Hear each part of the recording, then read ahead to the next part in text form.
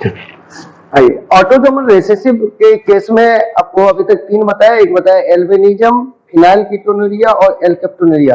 Phenyl कीटोनुरिया में कौन सा एमिनो एसिड किस में कन्वर्ट नहीं कर पाता, तो फिनाइल कीटोनुरिया में यहीं से पकड़ना है, फिनाइल लगा हुआ है तो फिनाइल एनालिन जो है वो कन्वर्ट नहीं कर पाएगा किस में, टायरोसिन में, तो इसलिए क्या उसको हो गया फिनाइल कीटोनुरिया। फिनाइल कीटोनुरिया में पी को पकड़िएगा, पी से प्लियोट्रोपिक जीन कर दीजिएगा, तो प्लियोट्रोपिक जीन का मतलब हो गया एक जीन बहुत सारे कैरेक्टर को कंट्रोल कर रहा है। एल्बिनिज्म में क्या हुआ था, तो एल्बिनिज्म के केस में आपका टायरोसिन कन्वर्ट नहीं कर पाएगा किस मेलानिन में, तो वहां पे टायरोसिनेज एंजाइम नहीं बन पा रहा था। यहाँ पे फिनाइल कीटोनुरिया में फिनाइल एलानिन हाइड्रोक्सिलेज एंजाइम नहीं बन पा रहा था, जो कि आपको मैं दिखाया था यहाँ पे। और अब आ रहा है एल्केप्टोनुरिया, जो सबसे इंपॉर्टेंट आपका केस है, नुरिया लगा हुआ है इसलिए करके ऑटोसोमल रिसेसिव हो जाएगा, ये आप ध्यान में रखिएगा। अब एल्केप्टोनुरिया के केस में सबसे इंपॉर्टेंट केस क्या होता है एल्केप्टोनुरिया में, तो यहाँ पे एक एग्जांपल, मैं तीसरा एग्जांपल लेके चल रहा हूँ, एल्केप्टोनुरिया, एकदम पकड़ के चलिएगा, एल्केप्टोनुरिया, ये सबसे ज्यादा पूछे जाने वाला क्वेश्चन है। अब यहाँ पे क्या है एल्केप्टोनुरिया, तो यूरिया से यूरिन कर लीजिएगा, यूरिन, क्योंकि हम लोग के जो यूरिन है उस यूरिन में यूरिया निकलता है, तो यूरिया से इसलिए करके हमने यूरिन कर लिया, तो एल्केप्टोनुरिया में क्या होगा, यूरिन का कलर ब्लैक हो जाएगा। आपको यदि कोई बोले कि एल्केप्टोनुरिया जो है ये कैसा डिसऑर्डर है, तो ऑटोसोमल रिसेसिव डिसऑर्डर, क्लियर हो गया। और ये जो एल्केप्टोनुरिया का केस है इसमें यूरिन का कलर पेशेंट का ब्लैक हो जाएगा। क्यों ब्लैक हो जाएगा इसमें देखिएगा, इस केस में क्या होता है, इस केस में जो पेशेंट होता है वो होमोजेंटेसिक एसिड, ये बहुत इंपॉर्टेंट आपका ऑर्गेनिक मॉलिक्यूल है जिसको आपको दिमाग में रखना पड़ेगा, होमोजेंटेसिक एसिड। तो होमोजेंटेसिक एसिड, ये होमोजेंटेसिक एसिड का ऑक्सीडेशन नहीं हो पाता है, और ऑक्सीडेशन नहीं हो पाता है तो इसलिए करके ये कन्वर्ट नहीं कर पाता किसमें, तो मेलेनाइल एसिटो acetic acid, मेलेनाइल एसिटो acetic acid, एसिटो acetic acid में ये कन्वर्ट नहीं कर पाएगा, एसिटिक एसिड में ये कन्वर्ट नहीं कर पाएगा। अब ये होमोजेंटेसिक एसिड मेलेनाइल एसिटो एसिटिक एसिड में कन्वर्ट नहीं कर पाएगा, क्योंकि फिर इसी से एंजाइम का नाम लिखिए, ये हो गया सबस्ट्रेट और ये हो गया प्रोडक्ट, तो सबस्ट्रेट प्रोडक्ट में कन्वर्ट नहीं कर पा रहा, इसका मतलब एंजाइम नहीं बनेगा, तो एंजाइम का नाम इसी से आप रखिएगा, इसी से नाम क्या होगा, तो होमोजेंटेसिक, ये लिख दीजिएगा होमोजेंटेसिक एसिड, और लास्ट में लगा दीजिएगा ऑक्सीडेज। तो यहाँ पे जो एंजाइम नहीं बन पाएगा उस एंजाइम का नाम है होमो, इसको पूरा लिखिए, होमोजेंटेसिक जेनटेसिक एसिड ऑक्सीडेज, ऑक्सीडेज, ये एंजाइम आपका नहीं बन पाएगा, तो ये होमोजेंटेसिक एसिड ऑक्सीडेज नहीं बनेगा, इसका मतलब होगा कि होमोजेंटेसिक एसिड का ऑक्सीडेशन नहीं हो पाएगा किसमें, तो मेलेनाइल एसिटो एसिटिक एसिड में। अब सब भुला भी जाइएगा तो एक केवल याद रखना है आपको, एक सबसे इंपॉर्टेंट याद रखना है कि एल्केप्टोनुरिया का जो पेशेंट होगा वो पेशेंट होमोजेंटेसिक एसिड का यूज नहीं कर पाएगा, और होमोजेंटेसिक एसिड का यदि बॉडी में यूज नहीं होगा यानी वो कन्वर्ट नहीं हो पाएगा मेलेनाइल एसिटो एसिटिक एसिड में, तो होमोजेंटेसिक एसिड यूरिन के थ्रू क्या होगा, पास होगा, और यूरिन के थ्रू जैसे पास होगा वो एयर के कांटेक्ट में आएगा और ऑक्सीडाइज होकर के वो ब्लैक कलर का यूरिन बना देगा, यानी ब्लैक यूरिन का कलर को ब्लैक कर देगा। यानी यदि किसी पेशेंट का यूरिन का कलर यदि ब्लैक हो रहा है तो उसको जेनेटिक डिसऑर्डर है, कौन सा, तो एल्केप्टोनुरिया, और कैसा डिसऑर्डर, तो ऑटोसोमल रिसेसिव डिसऑर्डर, यानी होमोजाइगस कॉम्बिनेशन होगा तभी पेशेंट को एल्केप्टोनुरिया हो सकता है, यदि हेटेरोजाइगस कॉम्बिनेशन हो जाए तो उसको कभी भी एल्केप्टोनुरिया नहीं हो सकता है। यानी दोनों रेसेसिव वाला यदि आपका हो, एल्केप्टोनुरिया का मान लीजिए कि हमने के एलील से पकड़ लिया, तो यदि दोनों रेसेसिव स्मॉल के और स्मॉल के होगा तभी पेशेंट को एल्केप्टोनुरिया होगा, यदि कैपिटल के और स्मॉल के यदि हो जाए तो ये एल्केप्टोनुरिया का केस नहीं हो सकता, क्योंकि होमोजाइगस कॉम्बिनेशन होगा तभी रेसेसिव डिसऑर्डर होगा। तो ये आप बड़ा ध्यान में रखिएगा कि एल्केप्टोनुरिया का जो केस है इसमें पेशेंट होमोजेंटेसिक एसिड, बार बार एक ही चीज इसको पकड़ के रखिएगा कि एल्केप्टोनुरिया के केस में होमोजेंटेसिक एसिड का यूज नहीं कर पाता है पेशेंट, जिसके कारण पेशेंट के यूरिन से होमोजेंटेसिक एसिड बाहर आता है, और बाहर आने के कारण वो एयर के ऑक्सीजन से कंबाइन करके ऑक्सीडाइज हो जाता है, जिसके कारण उसका यूरिन का कलर ब्लैक हो जाता है। फिर यहां से पकड़िए कि क्यों नहीं यूज कर पाता है, तो इसी का नाम लिख दीजिएगा एसिड का, लास्ट में ऑक्सीडेज कर दीजिएगा। तो यानी होमोजेंटेसिक एसिड ऑक्सीडेज एंजाइम नहीं बन पाता, ये एंजाइम होमोजेंटेसिक एसिड को मेलेनाइल एसिटोएसिटिक एसिड में कन्वर्ट नहीं कर पाता, इसलिए कि होमोजेंटेसिक एसिड यूरिन से पास करता है, और यूरिन से जब पास होता है तो जब होमोजेंटेसिक एसिड एटमॉस्फेयर में आता है तो ऑक्सीजन से कंबाइन करके उसका कलर को ब्लैक कर देता है, यानी यूरिन का कलर यहाँ पे ब्लैक हो जाता है। अब ये एल्केप्टोनूरिया के केस में क्या होता है कि इसमें जो सबसे ऑर्गन जो अफेक्टेड होता है, ऑर्गन जो आपका अफेक्टेड होता है, ये ऑर्गन अफेक्टेड होता है कार्टिलेज, कार्टिलेज इफेक्ट होगा, दूसरा इफेक्ट होगा लिगामेंट, लिगामेंट कार्टिलेज भी इफेक्ट होगा, लिगामेंट भी इफेक्ट होगा, और टेंडन भी इफेक्ट होगा, टेंडन। तो इसका मतलब हो गया कि कार्टिलेज, लिगामेंट और टेंडन, ये तीनों ऑर्गन क्या होगा, अफेक्टेड हो जाएगा किस केस में, एल्केप्टोनूरिया के केस में। तो यानी एल्केप्टोनूरिया भी बड़ा इंपॉर्टेंट आपका एग्जांपल है जिसको आपको दिमाग में रखना है। इसमें सबसे ज्यादा पूछे जाने वाला क्वेश्चन है होमोजेंटेसिक एसिड का, यानी बोलेगा कि कौन सा ऑटोसोमल डिसऑर्डर है जिसमें होमोजेंटेसिक एसिड का यूटिलाइजेशन नहीं हो पाता है, तो उसका नाम है एल्केप्टोनूरिया। सबसे पहले नूरिया वर्ड मोस्टली जो लगा रहता है ना, उसको आप पकड़िए कि वो ऑटोसोमल रिसेसिव डिसऑर्डर है। आपको बोलेगा फिनाइल कीटोनूरिया कैसा जीन है, पॉलीजेनिक है या प्लियोट्रॉपिक है, तो प्लियोट्रॉपिक जीन है। अच्छा, यहाँ पे यदि आपको बोलेगा एल्बनिज्म में क्या नहीं बन पाता, तो मेलानिन नहीं बन पाता। क्यों नहीं बन पाता, क्योंकि एंजाइम टायरोसिनेज नहीं बनता उस केस में। ये सारे मैं डील कर रखा हूँ एल्केप्टोनूरिया। ये आपका एल्केप्टोनूरिया का केस है, ये आपका क्लियर कॉन्सेप्ट के साथ में आपको यहाँ पे दे दिया, इसको दिमाग में रखिएगा। Affected organ cartilage, ligament and tendon. Next आपका एग्जांपल आपका हो जाएगा सिस्टिक फाइब्रोसिस। नेक्स्ट एग्जांपल जो आपका है वो एग्जांपल आपका है सिस्टिक फाइब्रोसिस। तो उधर हम लोग लिखते हैं सिस्टिक फाइब्रोसिस का, तब इधर एक्सप्लेन करेंगे। यहाँ पे आपका नेक्स्ट एग्जांपल हो गया सिस्टिक फाइब्रोसिस। ये एग्जांपल हो गया सिस्टिक फाइब्रोसिस। फाइब्रोसिस अब नाम से पता चल रहा है, रक्का पट्टा मारिए ही नहीं, यहाँ पे आपका नाम हो गया सिस्टिक फाइब्रोसिस। ये हो गया आपका सिस्टिक और फाइब्रोसिस। ये फाइब्रोसिस से पकड़िएगा फाइबर, फाइब्रोसिस से फाइबर, और ये हो गया फाइबर। और सिस्ट का मतलब होता है कि एक उभार टाइप का, तो ये जो फाइबरस उभार होगा, फाइबरस प्रोजेक्शन होगा, तो इसको आप बोलते हो सिस्ट, और इसमें यदि फाइबर होगा तो वो हो जाएगा फाइब्रोसिस। ये हो गया सिस्टिक फाइब्रोसिस। तो सिस्टिक फाइब्रोसिस में क्या होता है ना, इसके जो जीन मिलते हैं वो क्रोमोसोम नंबर 7 पे मिलते हैं। ये क्रोमोसोम नंबर 7 पे आपके सिस्टिक फाइब्रोसिस के जीन प्रेजेंट है। तो ये आपका यहाँ पे क्लियर करिएगा, सिस्टिक फाइब्रोसिस में क्या होगा, सिस्ट का फॉर्मेशन होगा। सिस्ट क्या होता है ना कि एक उभार टाइप का होता है, जैसे आप घरेलू भाषा में बोलिए जैसे फोका टाइप का, तेल उल कहीं पड़ता है तो एक फोका टाइप का प्रोजेक्शन होता है, उसी टाइप का प्रोजेक्शन बॉडी के ऑर्गन के अंदर होता है। वो प्रोजेक्शन यदि फाइबर का बना हुआ है तो आप उसको बोलते हैं कि वो फाइब्रोसिस हो गया, और सिस्टिक लगा दिया उसमें। तो सिस्टिक फाइब्रोसिस के जीन जो होंगे वो क्रोमोसोम नंबर 7 पे मिलेगा। और ये जो जनरली सिस्टिक फाइब्रोसिस जो होता है किस ऑर्गन में ये बनेगा, तो पैंक्रियाज को मेनली ये ज्यादा अफेक्टेड करता है, यानी पैंक्रियाज में ये सिस्टिक फाइब्रोसिस मिलेगा, यानी सिस्ट मिलेगा और वो फाइबर का बना हुआ होगा। वो किसका बना होगा, फाइबर का बना होगा। तो सिस्ट मिलेगा लेकिन वो बना होगा फाइबर का। ये पैंक्रियाज को सबसे ज्यादा इफेक्ट करता है सिस्टिक फाइब्रोसिस जो होता है। तो ये सिस्टिक फाइब्रोसिस जनरली किस ऑर्गन में मिलेगा, तो पैंक्रियाज में मिलेगा। तो ये केवल पैंक्रियाज का केस नहीं है, ये अफेक्ट करेगा ऑर्गन जीआईटी को भी।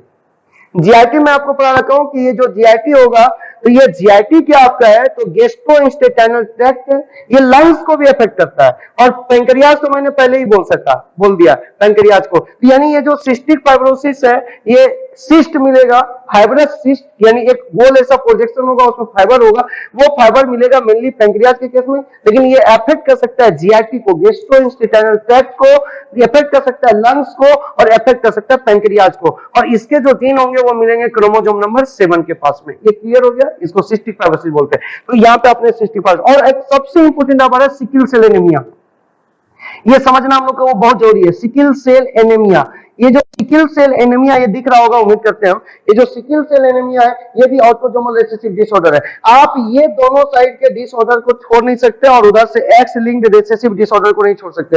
एकदम एग्जांपल के साथ में आपको कोई ऐसे पूछे माइटोनिक डिस्ट्रोफी क्या है, ऑटोसोमल डोमिनेंट डिसऑर्डर है।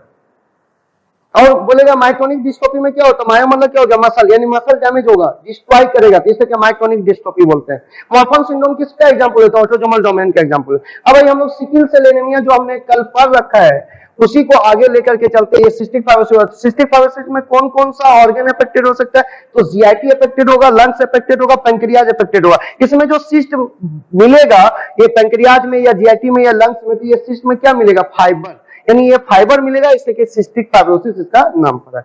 आइए नेक्स्ट हम लोग ने वहां पे लिखा है सिकल सेल एनीमिया का केस लिखा। तो सिकल सेल एनीमिया जो होगा, सबसे पहली बात एकदम क्लियर करिएगा, एक एग्जांपल ऑटोसोमल रिसेसिव का सबसे important example sickle cell anaemia, sickle cell anaemia. तो ये जो सिकल सेल एनीमिया का केस है ये आप एकदम क्लियर करिएगा, sickle cell anaemia autosomal recessive disorder है। और सबसे पहली बात जो मैं कल बताया था आप दिमाग में रखिएगा कि बीटा चेन का प्रॉब्लम है, और ये बीटा चेन मिलेगा हीमोग्लोबिन में, और हीमोग्लोबिन में दो टाइप के चेन मिलते हैं, अल्फा चेन और बीटा चेन। और कितने अल्फा, तो 2 अल्फा और 2 बीटा, कल बताया था। अब यहां पे ध्यान से थोड़ा सा क्लियर करिएगा, ये जो बीटा चेन आपके पास में है ये बीटा चेन एक प्रोटीन है, बीटा चेन क्या है, प्रोटीन है। और वो प्रोटीन जो है तो उसके 6 नंबर पोजीशन पे, बीटा चेन के 6 नंबर पोजीशन पे आपका 1 2 3 4 5 6 7 8 और भी अमीनो एसिड जुड़े हुए होंगे, प्रोटीन एमिनो एसिड से जुड़ के बनता है। तो ये जो 6 नंबर पोजीशन है बीटा चेन का एमिनो एसिड का, यदि ये नॉर्मल बीटा चेन होगा तो इस 6 नंबर पोजीशन पे आपका एमिनो एसिड मिलेगा ग्लूटामेट, ग्लूटामेट, ये एमिनो एसिड मिलेगा ग्लूटामेट। लेकिन यदि इसी जगह पे म्यूटेशन हो जाए, इस बीटा चेन को बनाने वाला जो जीन है इस जीन में म्यूटेशन हो जाए, तो म्यूटेशन के बाद ये जो एमिनो एसिड है ग्लूटामेट ये सब्स्टिट्यूट हो जाएगा, ये यहां से हट जाएगा, रिप्लेस हो जाएगा, ये यहां पे सब्स्टिट्यूशन हो जाएगा और इस जगह पे 6 नंबर पे आ जाएगा वेलिन।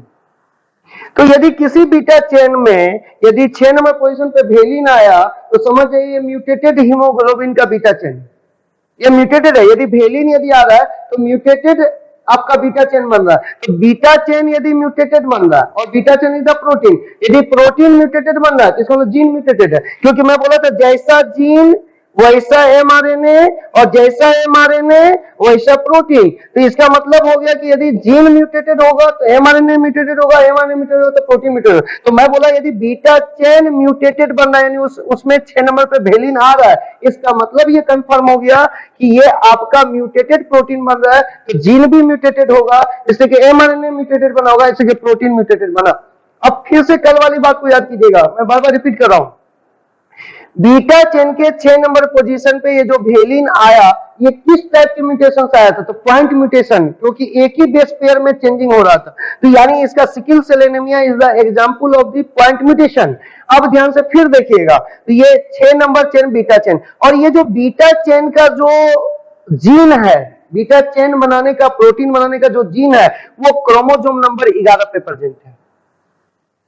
क्लियर हो गया, 11 पे प्रेजेंट है। ये 11 नंबर जो क्रोमोसोम होगा उस पे ये बीटा चेन बनाने का जीन प्रेजेंट है। और ये बीटा चेन यदि आपका 11 नंबर क्रोमोसोम पे प्रेजेंट है तो इसका मतलब ये हो गया कि यहाँ पे यदि इस 11 नंबर क्रोमोसोम के बीटा चेन के जीन पे यदि म्यूटेशन होगा तो वहां पे क्या होगा कि ग्लूटामेट के मतलब वेलिन आ जाएगा, और वेलिन आ जाएगा तो ये म्यूटेटेड आपका हो जाएगा हीमोग्लोबिन, और इस हीमोग्लोबिन को हम लोग बोलेंगे एचबीएस। और यदि म्यूटेटेड नहीं हुआ, नॉर्मल ग्लूटामेट यदि चेन पे आया तो ये कहलाएगा HbA। तो यानी इसका मतलब हो गया कि यदि HbA के जीन में यदि म्यूटेशन हुआ और म्यूटेशन होने के बाद 6 नंबर पे यदि वेलिन आया तो वो म्यूटेटेड हीमोग्लोबिन का फॉर्मेशन कराएगा जो कि HbS कहलाएगा। और यदि म्यूटेशन नहीं हुआ बीटा चेन के जीन में, ये बीटा चेन के जीन में यदि म्यूटेशन नहीं हुआ तो यहाँ पे 6 नंबर पोजीशन पे ग्लूटामेट आएगा और वो हीमोग्लोबिन कहलाएगा HbA। HbA का प्लस पॉइंट क्या है, तो HbA का पॉजिटिव पॉइंट है, ये पॉजिटिव पॉइंट क्या है, तो ये ऑक्सीजन को कैरी करता है, और किसी भी ऑर्गेनिज्म में हीमोग्लोबिन आया ही है ऑक्सीजन को कैरी करने के लिए। तो ये प्लस पॉइंट है कि ये ऑक्सीजन को कैरी करता है। और इसका माइनस पॉइंट क्या हो गया, नेगेटिव पॉइंट हो जाएगा कि ये मलेरिया के लिए रेजिस्टेंसी नहीं देगा। मलेरिया के लिए रेजिस्टेंसी ये प्रोवाइड नहीं करता। इसका मतलब HbA यदि नॉर्मल है तो मलेरिया के लिए रेजिस्टेंसी प्रोवाइड नहीं करेगा। लेकिन दूसरा केस में क्या है, यदि ये म्यूटेटेड हो गया, ये जो बीटा चेन का जीन है ये म्यूटेटेड हो गया और 6 नंबर पे उस जगह पे ग्लूटामेट के बदले वेलिन आ गया, ये जो म्यूटेटेड हीमोग्लोबिन बना HbS, इसके भी कुछ प्लस पॉइंट है। इसके प्लस पॉइंट क्या है, तो ये मलेरिया के लिए रेजिस्टेंसी देगा, ये मलेरिया के लिए रेजिस्टेंसी देगा, लेकिन ऑक्सीजन कैरी नहीं करेगा। ये नेगेटिव पॉइंट इसका हो गया। और ये पॉजिटिव पॉइंट हो गया कि मलेरिया के लिए रेजिस्टेंसी देगा, लेकिन नेगेटिव पॉइंट हो गया कि ऑक्सीजन कैरी नहीं करेगा। तो ये आपका HbS हो गया। और HbS जो होगा ये आपका केवल मलेरिया रेजिस्टेंसी देगा लेकिन ऑक्सीजन कैरी नहीं करेगा। और HbA यदि होगा तो ऑक्सीजन कैरी करेगा लेकिन मलेरिया रेजिस्टेंसी नहीं देगा। अब आइए, ये सिकल सेल एनीमिया का केस कब होगा? अच्छा, आपको बोलेगा बीटा चेन का जीन कितने नंबर क्रोमोसोम पे मिलता है? 11 नंबर क्रोमोसोम पे। यदि आपको बोलेगा कि बीटा चेन का जो जीन है वो कितने नंबर क्रोमोसोम पे मिलेगा? 11 नंबर क्रोमोसोम पे मिलेगा। यदि बीटा चेन में यदि म्यूटेशन बीटा चेन के जीन में, यानी बीटा चेन को बनाने वाले जीन में यदि म्यूटेशन हुआ है तो उस म्यूटेशन के कारण कौन सा एमिनो एसिड रिप्लेस हो जाएगा किससे? तो ग्लूटामेट रिप्लेस हो जाएगा वेलिन से। तब उस हीमोग्लोबिन का नाम क्या पड़ेगा? तो HbS। HbS का प्लस पॉइंट क्या होगा? तो मलेरिया के लिए रेजिस्टेंसी देगा, यानी उस इंडिविजुअल को मलेरिया होने नहीं देगा, लेकिन HbS ऑक्सीजन कैरी नहीं करेगा। ग्लूटामेट क्या होगा? तो ग्लूटामेट यदि होगा तो नॉर्मल हीमोग्लोबिन का चेन बनेगा, तो उस HbA कहलाएगा। HbA नॉर्मल हीमोग्लोबिन चेन है और ये पॉजिटिव पॉइंट होगा कि ऑक्सीजन कैरी करेगा, लेकिन नेगेटिव पॉइंट होगा कि मलेरिया के लिए रेजिस्टेंसी प्रोवाइड नहीं करेगा। अब आइए यहाँ पे 3 कॉम्बिनेशन हम लोग निकाल के आपको दिखाते हैं। इस जगह से 3 कॉम्बिनेशन आपको निकाल के, ये तो पहले भी हमने आपको पढ़ा रखा है। अब यहां से 3 कॉम्बिनेशन आप निकालिए। जैसे यहाँ पे कॉम्बिनेशन यदि आपका हो गया कि HbA और HbA, एक कॉम्बिनेशन यहाँ पे HbA और HbA हो गया, ये कॉम्बिनेशन हो गया HbA और HbA। तो HbA is the normal haemoglobin. अब नॉर्मल हीमोग्लोबिन है तो ये इंडिविजुअल केवल ऑक्सीजन कैरी करेगा और लेकिन मलेरिया के लिए रेजिस्टेंसी नहीं होगा। तो पहले मलेरिया का मेडिसिन नहीं हुआ करता था, मलेरिया के लिए रेजिस्टेंसी इसको नहीं होगा, तो पहले मलेरिया का मेडिसिन नहीं हो पाता था। तो साउथ अफ्रीका में इंडेमिक डिजीज था। इंडेमिक मतलब लोकल डिजीज, इंडेमिक। एपिडेमिक मतलब हो गया आपका ग्लोबल डिजीज। ग्लोबल डिजीज होगा तो एपिडेमिक वर्ड लगाते हैं। एपी मतलब होता है चारों तरफ, इंडेमिक मतलब हुआ अंदर, मतलब एक ही जगह पे इंडेमिक डिजीज। तो मलेरिया इंडेमिक डिजीज था साउथ अफ्रीका का। अभी जैसे कोरोना वायरस, ये कैसा है? एपिडेमिक या इंडेमिक? एपिडेमिक, पूरे ग्लोबल लेवल पे ये फैला हुआ, इसलिए इसको एपिडेमिक बोलेंगे। कोरोना वायरस पे जो है ये आपका एपिडेमिक प्रॉब्लम हो गया। और ये मलेरिया जो था साउथ अफ्रीका का इंडेमिक प्रॉब्लम था। तो इंडेमिक प्रॉब्लम था तो वहां पे HbA और HbA वाला जीनोटाइप वाला जो इंडिविजुअल थे वो सर्वाइव जनरली नहीं कर पाते थे, क्योंकि वहां पे मलेरिया बहुत ज्यादा होता था। तो वो क्या करता था? ऑक्सीजन तो कैरी करता था, लेकिन मलेरिया हुआ तो मलेरिया के कारण मेडिसिन नहीं था तो डेथ हो जाता था। जैसे कोरोना वायरस के कारण, कोरोना वायरस में क्या हो रहा है कि उसकी अभी मेडिसिन नहीं बना हुआ है, इससे करके मरने का रेट बहुत ज्यादा है। तो मरने का रेट बहुत ज्यादा है इसलिए करके क्योंकि वहां पे अभी मेडिसिन नहीं बना हुआ। उसी तरीके से यहाँ भी मरने का रेट बहुत ज्यादा था। तो HbA वाला मर जाता था, लेकिन धीरे धीरे धीरे धीरे क्या क्या नेचर में इसमें म्यूटेशन शुरू हुआ। और म्यूटेशन शुरू हुआ तो एक एलिल बन गया। एक तो नॉर्मल जो पहले से था वो तो था ही, और एक एलिल बन गया HbS। अब जो HbS बन गया तो अब नेचुरल ये म्यूटेशन हुआ, नेचुरली म्यूटेटेड हुआ। ये पहले से HbA ही था। ये देखिए दोनों ब्लैक है, ये दोनों पहले से HbA ही था। लेकिन अब क्या हुआ कि म्यूटेशन यदि यहाँ पे हो गया, यहाँ पे डायरेक्ट क्या हो गया कि HbA में म्यूटेशन हुआ, और म्यूटेशन होने के बाद ये डायरेक्ट ये ब्लू में कन्वर्ट कर गया। ये हटा दिए यहाँ पे, लेकिन वो हटा नहीं, उसके अंदर वही ब्लैक वाला जो था, ये ब्लैक ये ऑलरेडी ब्लू में कन्वर्ट हो गया। तो अब इसके पास दोनों हो गया, HbA भी हो गया और HbS भी हो गया। तो HbA अपना काम परफॉर्म करेगा और HbS अपना काम परफॉर्म करेगा। तो दोनों एक ही जीन का एलील है, हीमोग्लोबिन का ही एलील है। एक है HbA जो नॉर्मल और एक HbS है जो वो एबनॉर्मल है, यानी म्यूटेटेड है, लेकिन दोनों अपना अपना काम परफॉर्म कर रहे हैं, इसलिए इसको कोडोमिनेंसी बोलेंगे। तो sickle cell anaemia is also example of the codominancy. ये भी कोडोमिनेंसी का एग्जांपल है। अब यहाँ पे कोडोमिनेंसी के केस में क्या हो गया कि HbA और HbS जो है ये कोडोमिनेंसी शो कर रहा है, और ये जो कोडोमिनेंसी शो कर रहा है तो इसके कारण इसको आप बोलते हो sickle cell trait. Sickle cell trait, ये सिकल सेल ट्रेट हो गया। और इसमें ये अपना काम करेगा, ऑक्सीजन कैरी करेगा ऑक्सीजन कैरी करेगा और ये अपना काम करेगा कि मलेरिया के लिए रेजिस्टेंसी होगा। तो इस इंडिविजुअल को दो बेनिफिट हो गया कि ये इंडिविजुअल मलेरिया से मरेगा भी नहीं और ऑक्सीजन भी कैरी कर लेगा, तो ऑक्सीजन के डिफिशियंसी से भी नहीं मरेगा। लेकिन यदि इंडिविजुअल ऐसा हो गया HbS और HbS, तो अब क्या होगा, केवल मलेरिया से रेजिस्टेंसी हुआ लेकिन ऑक्सीजन कैरी नहीं करेगा। तो ऑक्सीजन नहीं कैरी करेगा तो हम लोग तो एरोबिक ऑर्गेनिज्म है, हम लोग को ऑक्सीजन चाहिए, इसलिए करके इसकी डेथ हो जाएगी। तो ये जो इसकी डेथ हो जाएगी ये आपका कहलाता है सिकल सेल एनीमिया का केस होगा। ये सिकल सेल ट्रेट कहलाता है। ये क्या कहलाता है? Sickle cell trait. ये जो सिकल सेल ट्रेट है ये आपका हेटेरोजाइगस कॉम्बिनेशन है। सिकल सेल एनीमिया जो है ये आपका होमोजाइगस कॉम्बिनेशन है। इसको लीथल जीन भी बोलते हैं, आपको पढ़ाया था पहले लीथल जीन। तो लीथल जीन का मतलब हो गया कि वैसा म्यूटेशन जिसके कारण क्या हो कि इंडिविजुअल की डेथ हो जाए, तो उसको लीथल जीन बोलते हैं। तो HbS HbS जो होगा वो लीथल जीन भी होगा। यहाँ पे ये कोडोमिनेंसी शो कर रहा है। एक एग्जांपल यहाँ पे कोडोमिनेंसी हो गया। और तीसरा यहाँ पे जो सबसे इंपोर्टेंट क्वेश्चन पूछा जाएगा ये प्लियोट्रोपिक जीन भी है। ये जो सिकल सेल एनीमिया का जो जीन होगा वो जीन एक से ज्यादा कैरेक्टर को कंट्रोल कर रहा है। तो प्लियोट्रोपिक में दो एग्जांपल आपको कॉमन कर दिया, एक बता दिया फिनाइलकीटोनुरिया और दूसरा बता दिया सिकल सेल एनीमिया। ये भी प्लियोट्रोपिक जीन है। प्लस सिकल सेल एनीमिया भी कोडोमिनेंसी शो करता है और मलेरिया से भी रेजिस्टेंसी इसको हो गया और प्लस ऑक्सीजन भी कैरी कर रहा है। ये सबसे इंपोर्टेंट आपका पॉइंट हो गया, इसको एकदम दिमाग में बैठा करके रखिए। क्लियर। अब यहाँ पे क्या होता है ना कि एक कोडिंग होता है, जिस कोडिंग को एनसीईआरटी दिया है मैं आपको बताता हूं। जैसे गगन बिहारी, ऐसे पढ़िएगा, गगन बिहारी जग लेकर के, तो गगन GAG गगन हो गया और GUG जग हो गया। जग लेके 6 नंबर भेली जाता है, तो 6 नंबर भेली जाता है, तो भेली मतलब होता है घाटी। तो इसका मतलब हो गया कि जो GUG है ये mRNA लिखा, गगन ये mRNA हो गया और ये भी mRNA हो गया। तो GAG कन्वर्टेड टू GUG। तो GUG जो होगा कोडोन वो वेलिन एमिनो एसिड कोड करेगा और GAG जो एमिनो आपका mRNA बना था, mRNA में जो GAG कोडोन था ये ग्लूटामेट कोड कर रहा था। तो GAG कन्वर्टेड हो गया GUG में और GUG कोड कर रहा है वेलिन। ये आपका मॉलिक्यूलर बायोलॉजी शुरू करें तो यहाँ पे एकदम क्लियर कर देंगे। और GAG कोड कर रहा था ग्लूटामेट। तो गगन बिहारी जग लेके 6 नंबर वेली जा रहा है, तो जग GUG हो गया, 6 नंबर वेलिन हो गया और इधर अपने आ जाएगा GAG जो होगा वो ग्लूटामेट होगा। पोजीशन होगा ये भी 6 ये भी 6, म्यूटेशन उसी जगह पे हुआ। तो ये आपका सिकल सेल एनीमिया सबसे ज्यादा पूछे जाने वाला क्वेश्चन आपका है। ये कोडोमिनेंसी भी शो करता है, प्लियोट्रोपिक जीन भी होता है। क्लियर हो गया? यहाँ पे कॉन्सेप्ट पूरा क्लियर किया।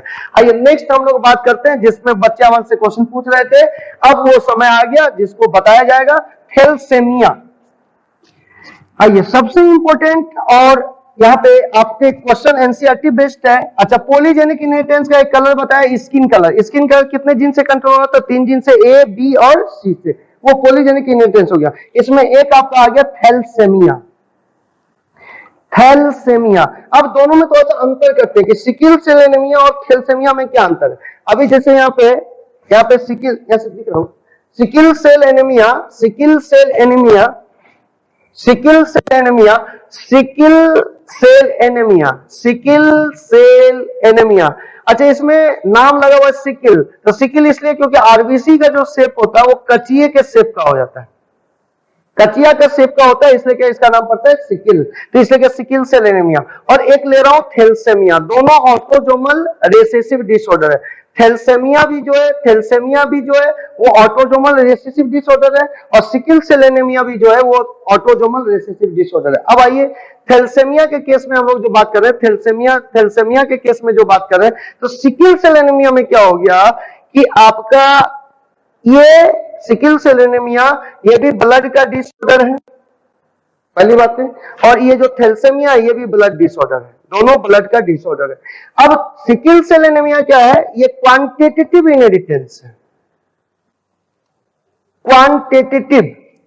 और ये जो आपका है ये क्वालिटेटिव है। राइट? ये रॉन्ग। सिकल सेल एनीमिया जो है ये क्वालिटेटिव है। ये क्या है? क्वालिटेटिव यानी क्वालिटी पे डिपेंड करेगा। और this thalassaemia is the quantitative inheritance. Quantitative inheritance का मतलब हो गया कि कितना अल्फा और बीटा चेन बनता है, इस पे डिपेंड करेगा। यानी अल्फा और बीटा चेन के क्वांटिटी पे डिपेंड करेगा थैलेसेमिया। और यहां पे अल्फा और बीटा चेन नॉर्मल ही बनता है। यदि आपको 100 हीमोग्लोबिन बनाने हैं तो इसका मतलब हो गया कि एक हीमोग्लोबिन बनाने के लिए 2 अल्फा चाहिए और 2 बीटा चाहिए। तो 100 हीमोग्लोबिन बनाने के लिए 200 अल्फा चेन चाहिए और 200 बीटा चेन चाहिए। अब यहाँ पे क्या हो गया कि 200 अल्फा 200 बीटा चेन बना है, इसका मतलब 100 हीमोग्लोबिन बन जाएगा। लेकिन वो जो बनेगा वो यदि सिकल सेल एनीमिया से यदि बीटा चेन म्यूटेटेड है, यानी इसका मतलब हो गया कि उसका क्वांटिटी तो जितना बनना है उतना बन गया, 200 बन गया, क्वांटिटी में कोई चेंजिंग नहीं है, क्वांटिटी के कारण कोई प्रॉब्लम नहीं। यहाँ पे क्या हुआ कि जो बीटा चेन बना है ये 6 नंबर पे वेलिन आ गया, ये उसका क्वालिटी खराब कर दिया, उस बीटा चेन का क्वालिटी खराब होने के कारण ये प्रॉब्लम हो गया। इसलिए सिकल सेल एनीमिया को बोलते क्वालिटेटिव इनहेरिटेंस। क्लियर हो गया? तो आपको बोलेगा क्वालिटेटिव इनहेरिटेंस किसको बोलोगे, तो सिकल सेल एनीमिया। इसमें क्वांटिटेटिव इनहेरिटेंस बोलते हैं। इसमें क्या होगा कि यदि 100 हीमोग्लोबिन बनाना है तो मेरे को 100 हीमोग्लोबिन यदि बनाना है तो मेरे को चाहिए 200 अल्फा एंड 200 बीटा। यदि ये 200 अल्फा और 200 बीटा यदि मेरे को मिल जाएगा तो 100 हीमोग्लोबिन बन जाएगा। अब यहाँ पे क्या होगा, क्वांटिटी कम हो जाएगा। अब मान लो कि यहाँ पे 150 अल्फा बन जाए, 150 अल्फा हीमोग्लोबिन अल्फा चेन मिले और 200 बीटा चेन बने, तो इसका मतलब होगा कि अब ये जो हीमोग्लोबिन होगा ये 100 नहीं बन पाएगा, क्योंकि आपके पास में 150 ही अल्फा है। इसलिए इसको बोलेंगे अल्फा थैलेसीमिया, कि अल्फा का क्वांटिटी कम हो गया, इसके कारण हीमोग्लोबिन कम बन रहा है, जैसे कि अल्फा थैलेसीमिया। यदि आपका बीटा चेन कम बने, यानी उसकी क्वांटिटी कम हो जाए, तो ये बीटा थैलेसीमिया, कोई डाउट नहीं है इसमें। तो यानी alpha thalassaemia beta thalassaemia depend करता है कि किसकी क्वांटिटी कम बन रही है। यदि अल्फा का कम बन रहा है तो अल्फा थैलेसीमिया, और बीटा का कम बन रहा है तो बीटा थैलेसीमिया। क्लियर करिएगा कॉन्सेप्ट को एकदम। तो आपको बोले सिकल सेल एनीमिया और थैलेसीमिया, इसमें क्वालिटेटिव कौन है, तो सिकल सेल एनीमिया क्वालिटेटिव है, क्योंकि इसमें क्वालिटी खराब हो जाता है।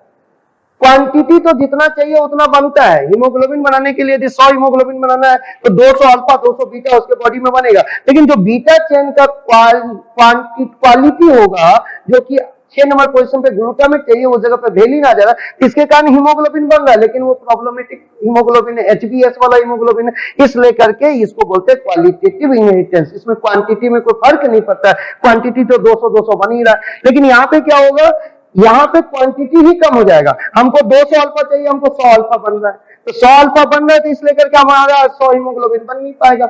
यहाँ 100 अल्फा बन रहा है तो इधर से 100 बीटा लेकर के वो 50 हीमोग्लोबिन बना देगा, तो 50 तो नहीं बना आपका। इसका मतलब यहाँ पे क्वांटिटी में कमी के कारण ये प्रॉब्लम है, इसलिए करके थैलेसीमिया को बोलते हैं क्वांटिटेटिव इनहेरिटेंस। कौन सा इनहेरिटेंस, क्वांटिटेटिव इनहेरिटेंस। आइए तो थैलेसीमिया को और क्लियर करते हैं। थैलेसीमिया को और थोड़ा सा क्लियर कर दीजिए। थैलेसीमिया के बच्चे क्वेश्चन पूछ रहे थे, तो थैलेसीमिया को और क्लियर किया जा रहा है। तो मैं बोला कि यहाँ पे थैलेसीमिया कैसा आ रहा है, नहीं आ रहा है। चलिए थैलेसीमिया के लिए हम लोग बात करते हैं, एकदम क्लियर करिएगा। थैलेसीमिया, ये आपका थैलेसीमिया का केस हो गया।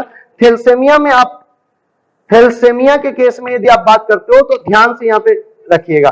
तो थैलेसीमिया 2 टाइप का हो सकता है, एक अल्फा थैलेसीमिया और एक बीटा थैलेसीमिया। तो आपको मैं पहले ही अभी बता रखा हूं कि यदि आप बोलते हो, सबसे पहले थैलेसीमिया ब्लड प्रॉब्लम है, ब्लड का डिसऑर्डर है। तो ये जो ब्लड का डिसऑर्डर है ये क्वालिटेटिव है कि क्वांटिटेटिव है, क्वांटिटेटिव है, यानी अल्फा और बीटा चेन के क्वांटिटी में असर पड़ता है। तो ये क्वांटिटेटिव इनहेरिटेंस है, यानी क्वांटिटी पे डिपेंड करेगा। ये हो गया। तो अभी बोला कि थैलेसीमिया ब्लड डिसऑर्डर है, और सिकल सेल एनीमिया भी क्या था, ब्लड डिसऑर्डर था। और ये ब्लड डिसऑर्डर है और ये क्वांटिटेटिव डिसऑर्डर है। अब ये जो ब्लड डिसऑर्डर है तो ये भी हीमोग्लोबिन का प्रॉब्लम है, और हीमोग्लोबिन जो होता है वो कितने टाइप के चेन से मिलकर बना हुआ है, तो 2 टाइप के चेन से मिलकर बना हुआ, एक अल्फा चेन से और दूसरा बीटा चेन से। लेकिन एक हीमोग्लोबिन बनाने के लिए 2 अल्फा चाहिए और 2 बीटा चाहिए। क्लियर हो गया। यदि अल्फा कम बनेगा तो अल्फा थैलेसीमिया, अल्फा थैलेसीमिया, और यदि बीटा कम बनेगा तो बीटा थैलेसीमिया। तो इसका मतलब ये हो गया कि जो कम बनेगा उसी का थैलेसीमिया नाम कहलाएगा। यदि आप बोलोगे कि अल्फा कम बन रहा है तो कौन सा थैलेसीमिया हो गया, अल्फा थैलेसीमिया। यदि बीटा कम बन रहा है तो बीटा थैलेसीमिया। तो इसका मतलब ये हो गया कि अल्फा थैलेसीमिया के केस में अल्फा कम बनेगा। अब आइए, मैं बोला था कि ये जो बीटा चेन होता है वो बीटा चेन का क्रोमोसोम नंबर 11 होता है, यानी बीटा चेन को बनाने वाला जो जीन होगा वो 11 नंबर क्रोमोसोम पे प्रेजेंट होगा, और अल्फा को बनाने वाले 16 पे होगा। अल्फा लिखा भी जा रहा है तो लगता है कि 6 ही हो जाएगा वो, जैसे आप अल्फा ऐसे लिख रहे हो, ध्यान से देखिएगा, अल्फा ऐसे लिखे तो एक तरह से ये लगेगा कि 6 हो जाएगा। इसको यदि यहां से इसको यदि ऐसे मिटा दीजिए तो ये लगता है कि 6 हो गया। ये हो गया, ये 6 हो गया, तो ये 6 हो गया, तो ये 16 कर लीजिए सर इसको। तो अल्फा चैन बनाने वाले जो जीन होंगे वो कितने नंबर क्रोमोसोम पे मिले, तो क्रोमोसोम नंबर 16 पे मिलेगा। और बीटा चैन बनाने वाला कितने पे मिलेगा, तो 11 नंबर क्रोमोसोम पे मिलेगा। ये 11 नंबर क्रोमोसोम तो हम लोग ने कहां पर रखा है, तो सिकल सेल एनीमिया में, क्योंकि वहां भी बीटा चैन का प्रॉब्लम था, 11 नंबर क्रोमोसोम पे प्रॉब्लम था। अब ये बीटा चैन को बनाने वाले जो जीन होंगे वो जीन 11 नंबर क्रोमोसोम पे मिलेगा। और बीटा चेन को बनाने वाला जो जीन होगा उसके मात्र एक ही जीन होंगे जो कहलाएगा HBB, HB और B, HBB जीन। अभी यदि आपको कोई बोले कि बीटा थैलेसीमिया के केस में कौन सा जीन में प्रॉब्लम होगा, तो HBB जीन में। और ये HBB जीन एक क्रोमोसोम पे, एक 11 नंबर क्रोमोसोम पे एक मिलेगा। तो यानी आपके पास में टोटल कितने 11 नंबर क्रोमोसोम होंगे, 2 होंगे, क्योंकि आप 2n है। तो यानी 11 नंबर एक आया होगा मदर के साइड से और एक 11 नंबर आया होगा फादर के साइड से। तो इसका मतलब हो गया कि एक HBB यहां पे मिलेगा मदर के साइड वाला में, और एक HBB जो होगा ये फादर के साइड में मिलेगा। और ये दोनों कौन सा चेन बनाएगा, तो बीटा चेन बनाएगा, कोई डाउट इसमें नहीं है। यहाँ पे क्लियर कीजिएगा कि HBB जीन। अब HBB से ऐसे पकड़िएगा, HB जो होता है वो सिंबल हो गया हीमोग्लोबिन का। अब B से पकड़ लीजिएगा बीटा चेन, क्लियर हो गया। 11 नंबर क्रोमोसोम पे मिलेगा, 2 होगा, एक मदर के साइड से आया होगा, एक फादर के साइड से आया होगा। अब दूसरा आ जाइए, ये जो अल्फा थैलेसीमिया का केस का बात कर रहे हो, तो इसमें जो आपके जीन होंगे ये 2 जीन होंगे। एक जीन का नाम होगा HBA1, ये HBA1 या और दूसरा होगा HBA2। अच्छा, ये जो HBA1 और HBA2 होगा ये कितने नंबर क्रोमोसोम पे मिलेगा, 16 पे। और 16 आपके पास में कितने होते हैं, तो 2 होते हैं। तो 2 जब होते हैं तो एक मदर के साइड से आता है और एक फादर के साइड से आता है। तो यहाँ पे एक HBA1, तो इधर भी HBA1 हो गया, HBA1, इधर आपका HBA2 हो जाएगा, HBA2 हो जाएगा, तो इधर भी HBA2 हो जाएगा। तो इसका मतलब ये हो गया कि बीटा अल्फा चेन बनाने के लिए मेरे पास में 4 जीन है, और वो जो 4 जीन है तो एक 16 क्रोमोसोम पे है और दूसरा जो है दूसरे 16 क्रोमोसोम, एक मदर के साइड से आया हुआ, एक फादर के साइड से आया हुआ, यानी 4 जीन HBA1, HBA2। एक 16 नंबर क्रोमोसोम पे 2 जीन मिला, एक HBA1 और एक HBA2। तो दूसरा 16 नंबर क्रोमोसोम पे भी 2 जीन मिला, HBA1 और HBA2, यानी 4 आपके पास में जीन है अल्फा चेन बनाने के लिए, लेकिन 2 आपके पास में जीन है बीटा चेन बनाने के, जो कि 11 नंबर क्रोमोसोम पे मिलेगा। तो एक 11 नंबर क्रोमोसोम मदर के साइड से आया, तो ये हो गया आपका HBB, और एक फादर के साइड से आया, ये हो गया HBB। तो ये 2 आपके पास में हो गया। लेकिन यदि आप अल्फा के विषय में बात करोगे तो इसको लिखते कैसे, तो HB से हीमोग्लोबिन हो गया, A से अल्फा हो गया, या HBB से क्या होगा हीमोग्लोबिन, B से क्या होगा बीटा।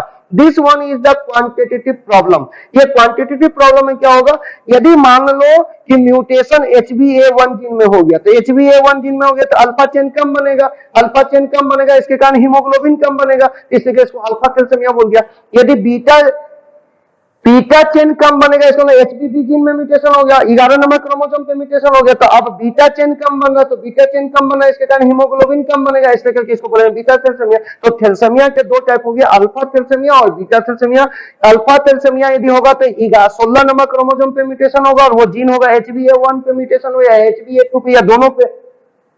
और बीटा थैलेसीमिया के केस में HBB जीन पे म्यूटेशन होगा, जो कि क्रोमोसोम नंबर 11 पे मिलेगा।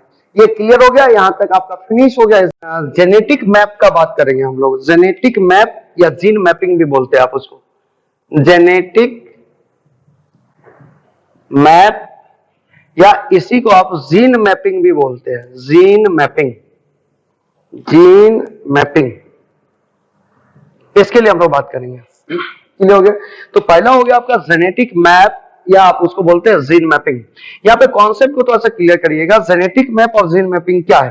तो यहाँ पे हम लोग एक मैप बनाते हैं, जैसे आप इंडिया का ही नक्शा देखिए, मैप का मतलब हिंदी में नक्शा आप बोलते हो, या वर्ल्ड का नक्शा देखिए, तो उसमें क्या होता है ना कि आपको यदि किसी का मैप मिल रहा है, उस मैप में किस जगह पे कौन सा स्टेट प्रेजेंट है, किस जगह पे उस स्टेट में कौन सा डिस्ट्रिक्ट प्रेजेंट है, कितना डिस्टेंस पे प्रेजेंट होगा, वो आपका यहाँ पे लिखा रहता है कि 1 centimetre equal to suppose that 1000 kilometre.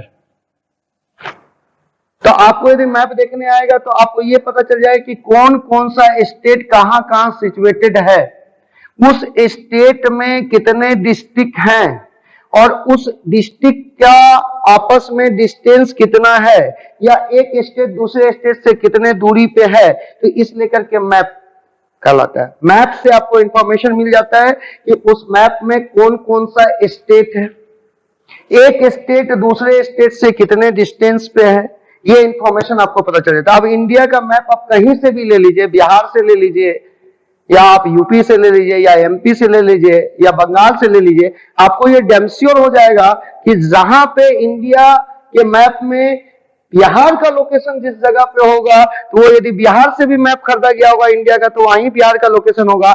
और यदि आप एमपी से भी इंडिया का मैप कीजिए खरीदिएगा, तो बिहार का लोकेशन उसी जगह पे होगा।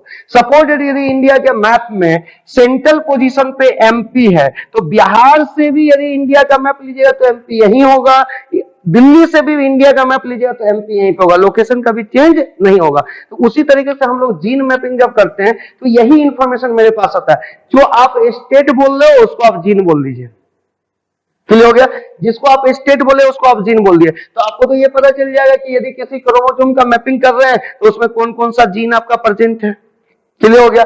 और कितने डिस्टेंस पे प्रेजेंट है ये भी आपको पता चल जाएगा। तो जो आपका मैप है ज्योग्राफिकल मैप, उसी को सोचिए और उसी को केवल स्टेट को क्या कर दीजिए, जीन कर दीजिए, वो आपको पता चल जाएगा, क्लियर हो गया यहाँ पे। और जो कंट्री का ले रहे हैं तो कंट्री को आप क्रोमोसोम मान लीजिएगा, कंट्री को क्या मान लीजिएगा, क्रोमोसोम मान लीजिएगा। तो जैसे मैं इंडिया का लिया तो इंडिया क्रोमोसोम हो गया, तो जैसे हम एक नंबर क्रोमोसोम लेंगे तो एक नंबर क्रोमोसोम में कौन कौन सा जीन मिलेगा और कितने डिस्टेंस में मिलेगा वो पता चल जाएगा। फिर मैं यदि मान लीजिए कि हमने लिया 2 नंबर क्रोमोसोम, तो मैं बोला कि जो अलग अलग कंट्री का जो मानचित्र लोगे उसको तुम बोलोगे क्या है, तो वो आपका एक क्रोमोसोम है। अलग अलग कंट्री का जो है वो एक क्रोमोसोम हो गया, लेकिन पूरा ब्रह्मांड का जब लेने लगोगे तो वो आपका क्या हो जाएगा, पूरा वर्ल्ड का जब लोगे तो वो एक जीनोम हो जाएगा, वो एक क्या हो जाएगा, जीनोम, यानी पूरे क्रोमोसोम का मैपिंग हो गया। तो पूरा क्रोमोसोम का यदि मैपिंग करेंगे तो वो ह्यूमन जीनोम प्रोजेक्ट के अंदर में करेंगे। लेकिन यदि एक क्रोमोसोम का यदि हम लोग कर रहे हैं तो एक क्रोमोसोम का मैपिंग करें तो कौन कौन से जीन उस क्रोमोसोम पे और कितने डिस्टेंस पे है वो हमको पता चल जाता है। तो हम लोग जीन मैपिंग करते हैं, जैसे आपका मानचित्र से हमको पता चलता है कौन कौन स्टेट है और कितने डिस्टेंस पे, उसी तरह से हमको पता चलता है कि कौन कौन सा जीन इस क्रोमोसोम पे है और कितने कितने डिस्टेंस पे। इसके लिए कुछ टूल्स हमको चाहिए, जिस टूल्स का चर्चा हम लोग यहाँ पे कर रहे हैं। अब हमको जेनेटिक मैप करना है या आपका जीन मैपिंग करना है कि एक जीन दूसरे जीन से कितने डिस्टेंस पे। तो जो मैं पहले पढ़ा रखा हूं, जो रूल मैंने आपको दिया है कि परसेंटेज ऑफ रिकॉम्बिनेशन ये आपका डायरेक्टली प्रोपोर्शनल होगा percentage of crossing over and directly proportional to होगा distance between two gene, directly proportional to होगा डिस्टेंस बिटवीन टू जीन। एकदम इसी फार्मूला पे हम लोग जीन मैपिंग ही करेंगे, ये फार्मूला ही आपका क्लियर होगा तभी आप जीन मैपिंग कर सकते हैं, नहीं तो आप जीन मैपिंग नहीं कर सकते। जैसे यहाँ पे मैं बोला कि परसेंटेज ऑफ रिकॉम्बिनेशन, तो रिकॉम्बिनेशन मतलब नया कॉम्बिनेशन। मैं पहले वाले क्लास में आपको बता रखा हूं कि रिकॉम्बिनेशन का मतलब नया कॉम्बिनेशन, न्यू टाइप का कॉम्बिनेशन। जैसे मैं बोला था, एक बार फिर से रिपीट कर दे रहा हूं, जैसे मैं बोला था मेंडल पेरेंट लिया tall with red pure parent, and इसी का कॉन्ट्रास्टिंग लिया ड्वार्फ विथ व्हाइट, ये भी प्योर, ये प्योर लिया तो कैपिटल टी कैपिटल आर, और यहाँ पे आपका स्मॉल आर, इससे गैमेट बनाया था तो ये हो गया था कैपिटल टी कैपिटल और इससे गैमेट बनाया था तो ये हो गया था स्मॉल टी स्मॉल आर। इसको जब क्रॉस कराया तो ये capital T capital R small R. ये आपका जो जनरेशन आया ये कौन सा जनरेशन हुआ, F1 जनरेशन। और ये प्लांट कैसा हो गया, टॉल एंड रेड। और F1 जनरेशन को जब सेल्फिंग करा दिया था, इसी F1 जनरेशन के साथ में जब इसको क्रॉस कराया था, सेल्फिंग करा था, तब वहां पे देखिए फिनोटाइप आया था। तो एक फिनोटाइप आया था टॉल विथ रेड, दूसरा फिनोटाइप आया था टॉल विथ व्हाइट, और तीसरा फिनोटाइप आया था ड्वार्फ विथ रेड, और चौथा फिनोटाइप आया था ड्वार्फ विथ व्हाइट। अब यहां पे आप देखिए ये tall with red and dwarf with white, ये दोनों पैरेंटल कैरेक्टर हो गया इस F2 जनरेशन में, लेकिन ये दोनों रिकॉम्बिनेंट कैरेक्टर हो गए। तो ये रिकॉम्बिनेंट प्लांट कितना मिलेगा, तो ये डिपेंड करेगा कि उस दो जीन के बीच डिस्टेंस कितना है। जितना ज्यादा डिस्टेंस होगा, जितना ज्यादा डिस्टेंस होगा दो जीन के बीच में, उतना ज्यादा क्रॉसिंग ओवर होगा, और जितना ज्यादा क्रॉसिंग ओवर होगा उतना ज्यादा रिकॉम्बिनेशन मिलेगा, यानी नया कॉम्बिनेशन मिलेगा। ये tall and white and dwarf and red ये पेरेंट से मैच नहीं कर रहा, इसलिए करके ये रिकॉम्बिनेंट क्लास है। ये रिकॉम्बिनेंट क्लास का प्लांट कितना मिलेगा, ये डिपेंड करेगा डिस्टेंस बिटवीन टू जीन। जितना ज्यादा डिस्टेंस होगा उतना ज्यादा क्रॉसिंग ओवर होगा, और जितना ज्यादा क्रॉसिंग ओवर होगा उतना उसका रिकॉम्बिनेशन होगा। इसको आप पकड़ के रखिएगा, इसी से हम लोग जीन मैपिंग करेंगे। आपका यहां पे हो गया, एकदम क्लियर करिएगा, कहीं पे आपको दिक्कत नहीं होनी चाहिए। तो ये फार्मूला को एकदम दिमाग में आप बैठा के रखिएगा। किसी जगह पे यदि परसेंटेज ऑफ द रिकॉम्बिनेशन आपको निकालना है, तो अब कहीं पे भी आपको परसेंटेज ऑफ द रिकॉम्बिनेशन निकालना है, तो आपको क्या करना पड़ेगा, जिसका निकालना है तो उसका नंबर लिख दीजिएगा। हमेशा परसेंटेज को इसी तरह से बोले, जिसका निकालना है तो जितना प्लांट आया, यदि सपोज डेट आपका रिकॉम्बिनेंट प्लांट 500 आया और उसको टोटल प्लांट से डिवाइड कर दीजिए, तो टोटल प्लांट मान लीजिए मेरे पास 2000 था, तो 2000 में 500 रिकॉम्बिनेंट प्लांट था। अब यदि परसेंटेज में निकालना तो 100 से गुना कर दीजिए, तो यहां से ये कट गया और ये आपका यहां से कट गया और ये 25, यानी आपका 25% जो हो गया वो आपका रिकॉम्बिनेंट हो गया, क्योंकि 2000 टोटल प्लांट था और 500 आपका प्लांट रिकॉम्बिनेंट था। तो जिसका भी परसेंटेज निकालने बोलता है उसका नंबर ऊपर लिख देते हैं, टोटल से डिवाइड करके और 100 से मल्टीप्लाई कर देंगे तो परसेंटेज में जाएगा। यदि 100 से मल्टीप्लाई नहीं करेंगे तो फ्रैक्शन में आ जाएगा। यानी यहाँ पे यदि हम परसेंटेज नहीं निकालते तो ये 4 बार में यहां से कट जाता और ये 1/4 फ्रैक्शन जो हो जाता वो रिकॉम्बिनेंट का हो जाता। कोई डाउट किसी को? पूरा क्लियर हो गया कॉन्सेप्ट? अब यहाँ पे नेक्स्ट पॉइंट आप लेके आइए। अब यहाँ पे हो गया डिस्टेंस बिटवीन टू जीन। जो डिस्टेंस बिटवीन टू जीन होगा, डिस्टेंस बिटवीन टू जीन, इसको आप मेजर किस में करते हैं? बिटवीन टू जीन, इसको आप लोग मेजर किस में करते हैं? तो इसको सबसे पहले दो जीन के बीच जो डिस्टेंस निकाला वो TH मॉर्गन का स्टूडेंट निकाला, जिसका नाम स्टूडेंट था, स्टर्नबर्ट हो गया। क्लियर करिएगा, स्टूडेंट स्टर्नबर्ट। यदि आपको बोलेगा दो जीन के बीच में डिस्टेंस को जो मेजर किया वो किसने किया है, तो स्टर्नबर्ट ने किया। और स्टर्नबर्ट क्या था, तो स्टूडेंट था किसका, तो TH मॉर्गन का। TH मॉर्गन का जो स्टूडेंट था वो स्टर्नबर्ट था। TH मॉर्गन लिंकेज दिया है प्लांट में कि एनिमल में? एनिमल में, क्योंकि ये ड्रोसोफिला इसका जेनेटिक मॉडल है, तो इसलिए करके एनिमल में इसने दिया। तो TH मॉर्गन का स्टूडेंट था, तो स्टूडेंट से स्टर्नबर्ट हो गया। याद रखने का तरीका दिया, तो इसका मतलब TH मॉर्गन का स्टूडेंट जो स्टर्नबर्ट था उसने दो जीन के बीच डिस्टेंस निकाला और गुरु के सम्मान में उस यूनिट का नाम रख दिया। जैसे एक नाम रख दिया मॉर्गन यूनिट, या दूसरा उसी को बोलोगे centimorgan unit, centimorgan बोलोगे, या इसी को बोलते हैं मैप यूनिट। मैप यूनिट यानी तीनों एक ही नाम है। मॉर्गन यूनिट TH मॉर्गन के नाम से गुरुजी के सम्मान में, सेंटी मॉर्गन हो गया, या आप मैप यूनिट भी आप इसको बोलते हो। यदि दो जीन के बीच यदि आपको डिस्टेंस मेजर करना है तो उसका यूनिट आपका होगा मॉर्गन यूनिट, या सेंटी मॉर्गन हो जाएगा, या आप मैप यूनिट इसको बोलते हैं। तो यानी आपको कोई पूछे कि दो जीन के बीच यदि आपको डिस्टेंस मेजर करना है तो वो डिस्टेंस किस में आएगा, तो सेंटी मॉर्गन में आएगा, मॉर्गन यूनिट में आएगा और मैप यूनिट में आएगा। क्लियर हो गया? अब एक इंफॉर्मेशन और आपके पास में है, एक इंफॉर्मेशन मैं आपको और दे रहा हूं। यहाँ पे इंफॉर्मेशन है कि जितना परसेंट डिस्टेंस हो, डिस्टेंस बिटवीन टू जीन, तो जितना डिस्टेंस होगा, डिस्टेंस बिटवीन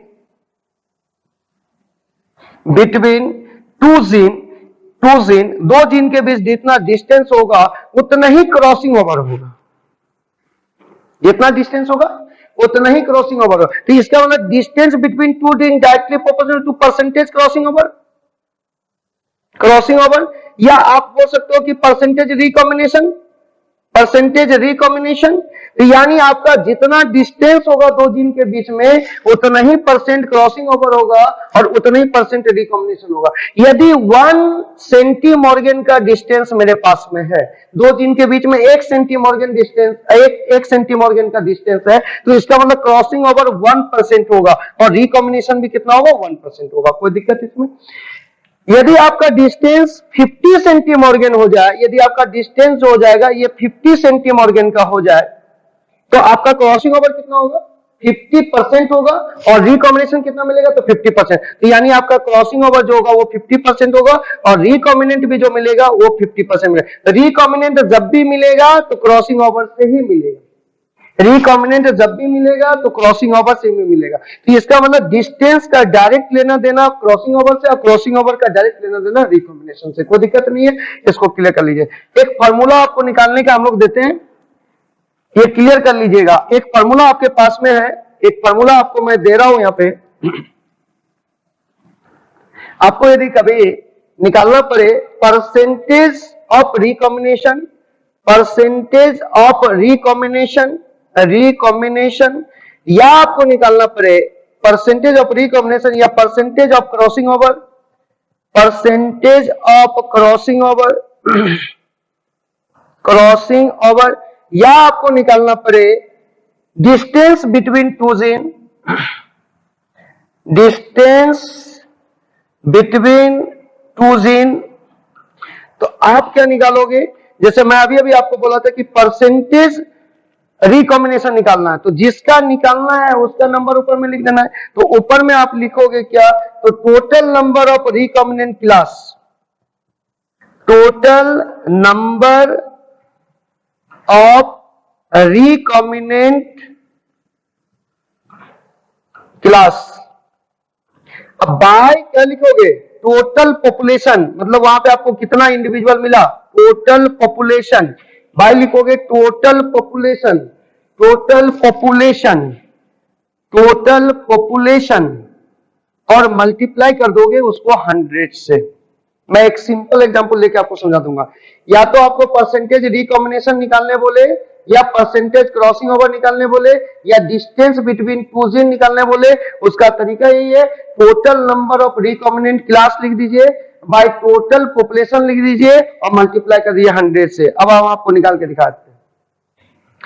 जैसे यहाँ पे, यहाँ दिख रहा होगा, यहाँ पे जैसे मेंडल का डाइहाइब्रिड क्रॉस ले लीजिए, डाइहाइब्रिड क्रॉस, उसमें फिनोटिपिक रेशियो ले लीजिए। फिनोटिपिक रेशियो हो गया 9:3:1। ये जो 9 प्लांट है ये आपका टॉल विथ रेड है, बता रखे पहले। ये क्या हो जाएगा?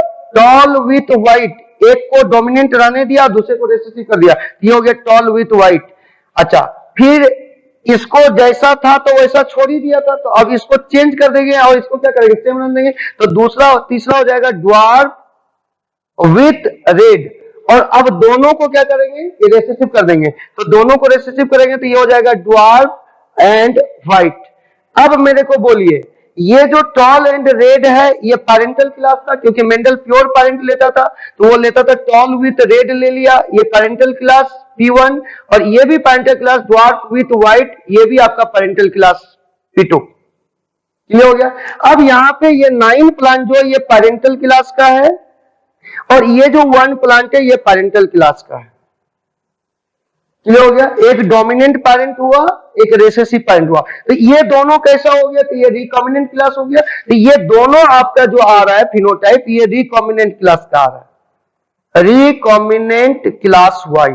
तो अब हमको निकालना है क्या? तो परसेंटेज रिकॉम्बिनेशन। तो परसेंटेज रिकॉम्बिनेशन निकालेंगे तो यहाँ पे फॉर्मूला हो गया total number of recombinant class. तो total number of recombinant class कितना होगा? 3, 3, 6। तो यानी आपका हो गया, अभी आपको निकालना परसेंटेज रिकॉम्बिनेंट क्लास, या परसेंटेज क्रॉसिंग ओवर, या डिस्टेंस बिटवीन टू जीन। तो यहाँ पे हो गया 3 और 3, तो कितना हो गया? 6। और टोटल कितना हो गया? 9, 3, 12, 3, 15, 1, 16। अब मल्टीप्लाई कर दीजिए 100 से, ये आ गया परसेंटेज रिकॉम्बिनेंट क्लास। ये कटा लीजिएगा आप, कोई दिक्कत इसमें नहीं है, ये परसेंटेज रिकॉम्बिनेंट क्लास हो गया। या आप बोल सकते हो जो आएगा परसेंटेज उतना परसेंट क्रॉसिंग ओवर होगा, और परसेंट को वहां से हटा दिए तो वही डिस्टेंस हो जाएगा। वही क्या हो जाएगा? डिस्टेंस। यदि हम लोग यहाँ पे इस जगह पे यदि आप कर रहे हैं तो ये क्लियर हो गया। अब यदि मान लो कोई ऐसा एग्जाम्पल होता, अब सपोज डेट कोई ऐसा एग्जाम्पल होता कि पैरेंटल क्लास P1 जो है ये आपके पास में 500 है। क्लियर हो गया? पैरेंटल क्लास जो P2 है ये भी प्लांट 500 है। रिकॉम्बिनेंट क्लास जो R1 है ये आपके पास में 250 है और ये जो R2 है ये आपके पास में 250 मिला। तो ऐसा आपने सीड मिला आपको, तो उसमें आपने पेरेंटल क्लास जो आपको मिला टोटल सीड 500 और ये दोनों को मिला ये 500, तो कितना हो गया 1000 और ये 500 1500 आपको सीड मिला। तो ये जो 1500 सीड मिला उसमें जो आपने करेक्टर देखा तो देखा कि 500 करेक्टर जो है वो एक पेरेंट से मैच कर रहा है। 500 करेक्टर ये पेरेंटल पी से पेरेंटल हो गया और आर से रिकॉम्बिनेंट हो गया पेरेंटल, तो ये पेरेंटल से मैच कर रहा है 500, इस दूसरे पेरेंट से मैच कर रहा है 500 और ये दोनों किसी पेरेंट से मैच नहीं कर रहा लेकिन दोनों का मिला करके नया कॉम्बिनेशन बना तो रिकॉम्बिनेशन। अब इसमें पूछ रहा है आपको कि परसेंटेज क्रॉसिंग ओवर बताइए या परसेंटेज रिकॉम्बिनेशन बताइए या पूछ रहा है कि डिस्टेंस बिटवीन टू जीन बताइए। तो अभी यहाँ पे क्या करना है, तो सबसे पहले परसेंटेज रिकॉम्बिनेशन या परसेंटेज क्रॉसिंग ओवर या परसेंट आपका डिस्टेंस बिटवीन टू जीन ये आपको निकालना है। तो आपको सबसे पहले recombinant class R1 and R2 हो गया, तो ये हो गया 500, ये हो गया। और टोटल यदि आप जोड़िएगा पॉपुलेशन तो आपका हो जाएगा कितना, ये टोटल यदि आप जोड़िएगा तो ये 1500 हो जाएगा। तो divided by total population percentage में निकालना है तो 100 से गुना कर दिया। अब ये कट गया, ये हो गया 15 और इसको जब कटाइएगा तो ये 33.33 होगा, कोई डाउट नहीं है 33.33 होगा। तो इसका मतलब हो गया कि रिकॉम्बिनेंट क्लास कितना मिला, तो 33.33, यानी ये दोनों रिकॉम्बिनेंट क्लास है जो कि इस पॉपुलेशन का 33.33% है। क्लियर हो गया, यही आपका हो गया क्रॉसिंग ओवर, यानी 33.3% क्रॉसिंग ओवर ही हुआ होगा।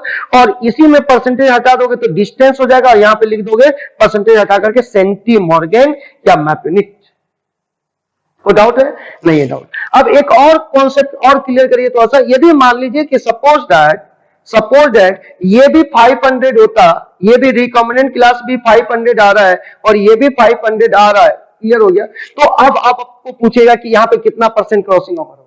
तो सबसे पहले क्रॉसिंग ओवर निकालने, परसेंटेज क्रॉसिंग ओवर निकालो या परसेंटेज रिकॉम्बिनेशन निकालो या डिस्टेंस बिटवीन टू जीन निकालो। तो जितना रिकॉम्बिनेंट क्लास है उसको जोड़ करके पहले ऊपर में ही लिखना होगा। तो दोनों रिकॉम्बिनेंट क्लास कितना हो गया 500 मिलकर के 1000 रिकॉम्बिनेंट क्लास हो गया और टोटल पॉपुलेशन यदि आप बोलोगे तो 2000 हो गया और यदि परसेंटेज निकालना तो 100 से गुना कर दिया।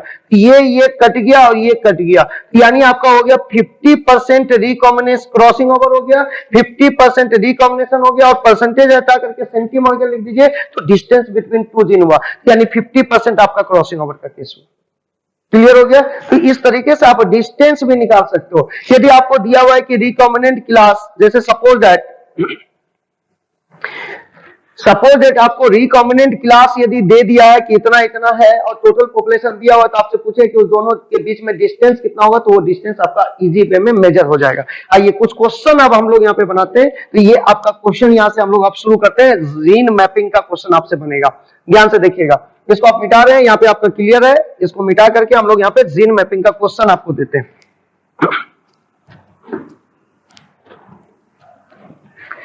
जीन मैपिंग का क्वेश्चन कैसे बनेगा, क्या होगा, इसको ध्यान से देखिएगा। तो यहाँ पे आपका क्या होगा कि अच्छा एक बात बताइएगा, जितना ज्यादा डिस्टेंस होगा क्रॉसिंग ओवर उतना ज्यादा होगा। तो इसका मतलब होगा डिस्टेंस ज्यादा तो क्रॉसिंग ओवर ज्यादा, जितना ज्यादा क्रॉसिंग ओवर उतना ज्यादा रिकॉम्बिनेंट मिलेगा। क्लियर हो गया। तो ये क्वेश्चन यहाँ पे पहले उठाते तब फिर आपको हम समझाते हैं। यहाँ पे लिखा हुआ है, क्वेश्चन एक है आपके पास में, if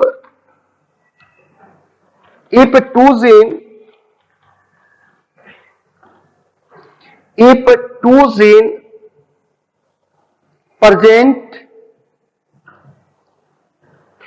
on same chromosome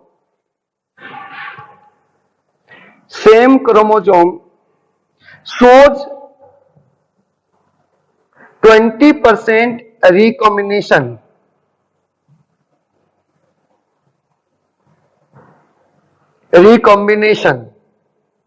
The distance between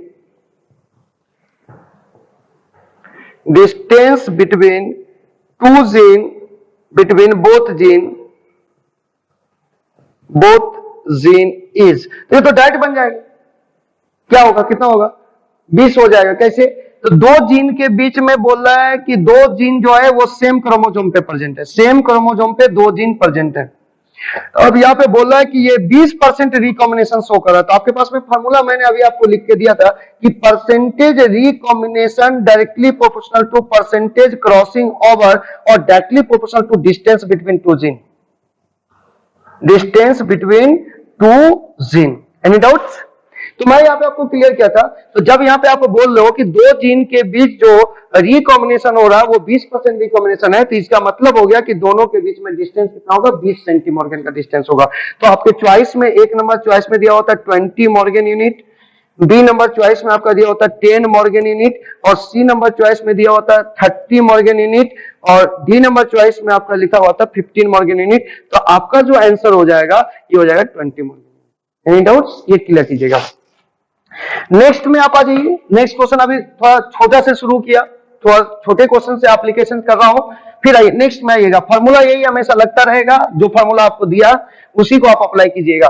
अब नेक्स्ट क्वेश्चन आपका थोड़ा सा यहाँ पे आ रहा है कि क्वेश्चन लेकर के चल रहा है कि एक क्रोमोजोम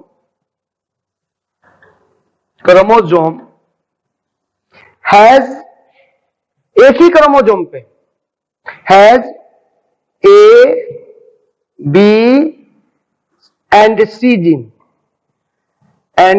gene अब यहां पे इस डाटा में एक क्रोमोजोम हैज A, B और C जीन, और डाटा में आपको दे रहा है कि percentage crossing over between B and C is 20%। फिर बोल रहा है कि percentage crossing over between A and B is 30%। फिर नेक्स्ट क्वेश्चन में ये बोल रहा है कि percentage crossing over between A and C is 10%। अब यहां पे बोल रहा है तो then what is sequence of gene in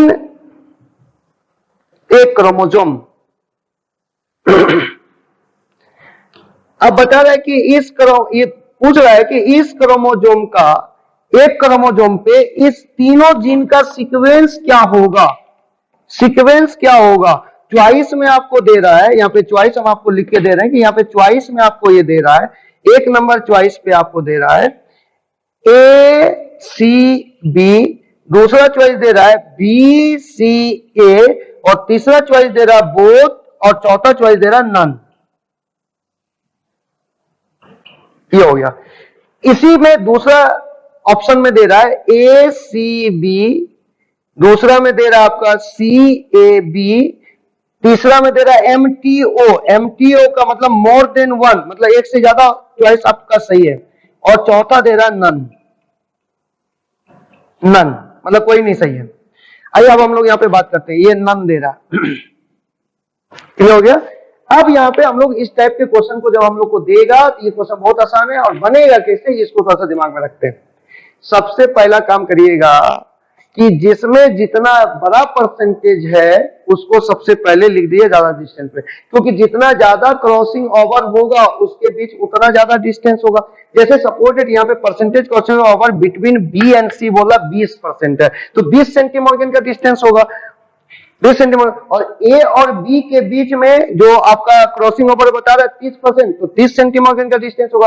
और ए और सी के बीच में बोल रहा है कि जो क्रॉसिंग ओवर है वो 10%, तो 10 सेंटीमीटर का डिस्टेंस होगा, क्योंकि डायरेक्टिव प्रोपोर्शन होता है। तो इस टाइप के क्वेश्चन को बनाने के लिए सबसे पहला काम कीजिएगा, जो सबसे ज्यादा दूर वाला है उसको लिख लीजिए। तो ए और बी यहाँ पे दिख रहा होगा, ए और बी के बीच में आपका जो डिस्टेंस हो गया, ये डिस्टेंस हो गया 30 सेंटीमीटर का, क्योंकि 30% क्रॉसिंग ओवर है, इसलिए 30 सेंटीमीटर का डिस्टेंस हो गया। अब इसमें से आप ऊपर या नीचे कहीं भी आप करना चाहते हैं तो आप ले सकते हो। अब बोला बी एंड सी के बीच परसेंट क्रॉसिंग ओवर है, तो 20 सेंटीमॉर्गन डिस्टेंस हो गया, यानी 20 सेंटीमॉर्गन डिस्टेंस पे रखें। तो बी और सी के बीच इधर ध्यान से देखिएगा, बी और सी के बीच इधर भी हो सकता है 20 सेंटीमॉर्गन का डिस्टेंस, या इधर भी कर दोगे तो इधर भी हो सकता है 20 सेंटीमॉर्गन का डिस्टेंस। 30 में से 20 इसको ले लिया इसके बीच का, 10 इधर बचा हुआ है आपका, या इधर भी ले सकते हो। अभी तो ये दोनों चॉइस हो रहा है, लेकिन दोनों तो नहीं हो सकता है, या तो ये सी इधर ही होगा या ये सी इधर ही होगा, तो और कोई डाटा उसमें दिया होगा।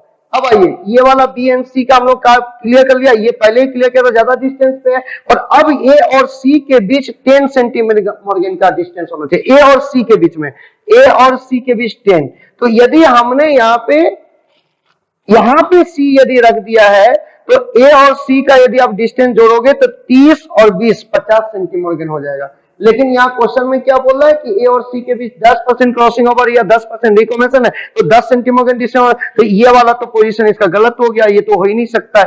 तो अब इधर आप यदि बी और सी को यहाँ पे रखा है, तो यदि आप ये ए और बी के बीच 30 सेंटीमॉर्गन का था और बी और सी के बीच में 20 है, तो 30 में से 20 हटाओगे तो ए और सी के बीच में 10 बच जाएगा।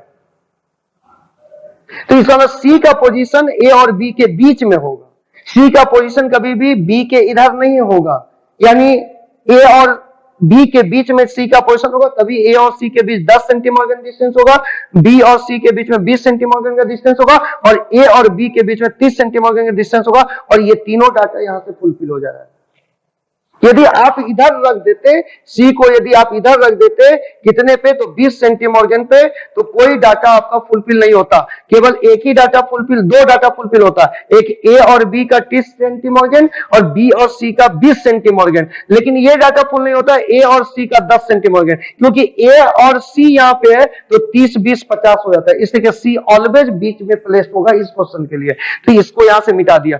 अब यहाँ सीक्वेंस आप किधर से भी बोल सकते हो, आप इधर से भी बोल सकते हो तो ए सी बी सीक्वेंस हो जाएगा, या आप इधर से भी बोल सकते हो तो बी सी ए सीक्वेंस हो जाएगा। फिर क्वेश्चन बनाने का तरीका बोला, जो सबसे ज्यादा दूर वाला है उसको आप सिचुएटेड कर दीजिए, और फिर किसी एक को पकड़ करके उसको फिक्स कीजिए दोनों साइड, और जो जब तीसरा वाला आप फिट करने लगेगा तो कोई एक साइड वाला अपने हट जाएगा और एक साइड वाला आपका सेलेक्ट हो जाएगा। जैसे मेरा इधर वाला सी हट गया और इधर वाला सी क्या हो गया, सेलेक्ट हो गया, तो पूरा कंडीशन जो 3 का 3 कंडीशन है ये फुलफिल हो गया। अब यहाँ पे सीक्वेंस ए सी बी भी हो सकता है इधर भी, और बी सी ए भी हो सकता है। तो इस क्वेश्चन में ए सी बी भी चॉइस है, बी सी ए भी चॉइस है, यानी बोथ हो गया, और यहाँ पे ए सी बी चॉइस है, लेकिन सी ए बी नहीं हो सकता, सी ए बी ऐसे नहीं होता, या कंटिन्यूअस होना चाहिए। क्या होना चाहिए? कंटिन्यूअस, जंपिंग नहीं करिए, या तो आप इधर से कंटिन्यू कर लीजिए या इधर से कंटिन्यू, बीच में जंप नहीं होगा। इसका ये होगा, ये नहीं होगा, और ये सब तो आपका नहीं हुआ, तो यानी ये आपका हो गया मैपिंग। ये आप मैपिंग के एक क्वेश्चन और आपका बनवा देते हैं ताकि आपका और क्लियर हो जाए थोड़ा सा। ये मैपिंग का क्वेश्चन था आपका, एक क्वेश्चन आपका और बनवा देते हैं यहाँ पे, तो मैपिंग यहाँ पे क्लियर आपका। एनसीईआरटी का क्वेश्चन एक बच्चे ने पूछा था हमसे, उस समय ये चीज नहीं पढ़ाया था, तो उसको भी थोड़ा सा अभी क्लियर कर देते हैं। वहां पे आपका टीएच मॉर्गन का ही दिया हुआ है, और इसी तरह का क्वेश्चन वो भी है, यहां पे क्लियर करिएगा। अब यहां पे एक क्वेश्चन और आपको हम दे रहे हैं। यहाँ पे क्वेश्चन है कि एक chromosome of Drosophila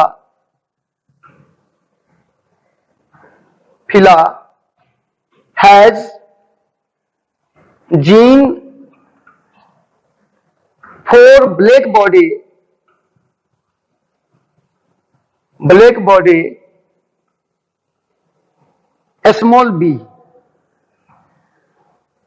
body small b, vestigial wing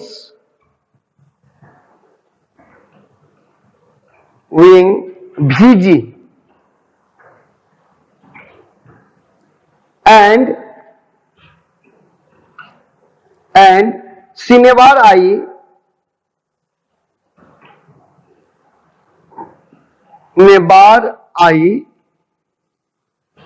CN। इसमें आपको दे रहा है, इस क्वेश्चन के लिए आपको इंफॉर्मेशन कुछ और दे रहा है। यहां पे बोल रहा है कि डिस्टेंस बिटवीन बी मतलब ब्लैक हो गया एंड VG मतलब वेस्टिजियल विंग्स, इसके बीच का डिस्टेंस दे रहा है 18 मॉर्गन यूनिट। फिर लिख रहा है कि distance between B and CN सेवराई, ये दे रहा है 9 मॉर्गन यूनिट। और नेक्स्ट आपका इंफॉर्मेशन दे रहा है कि distance between VG and CN is 9 morgan unit. Then आपको बोल रहा है कि आप सीक्वेंस बताइए कि क्या सीक्वेंस होगा।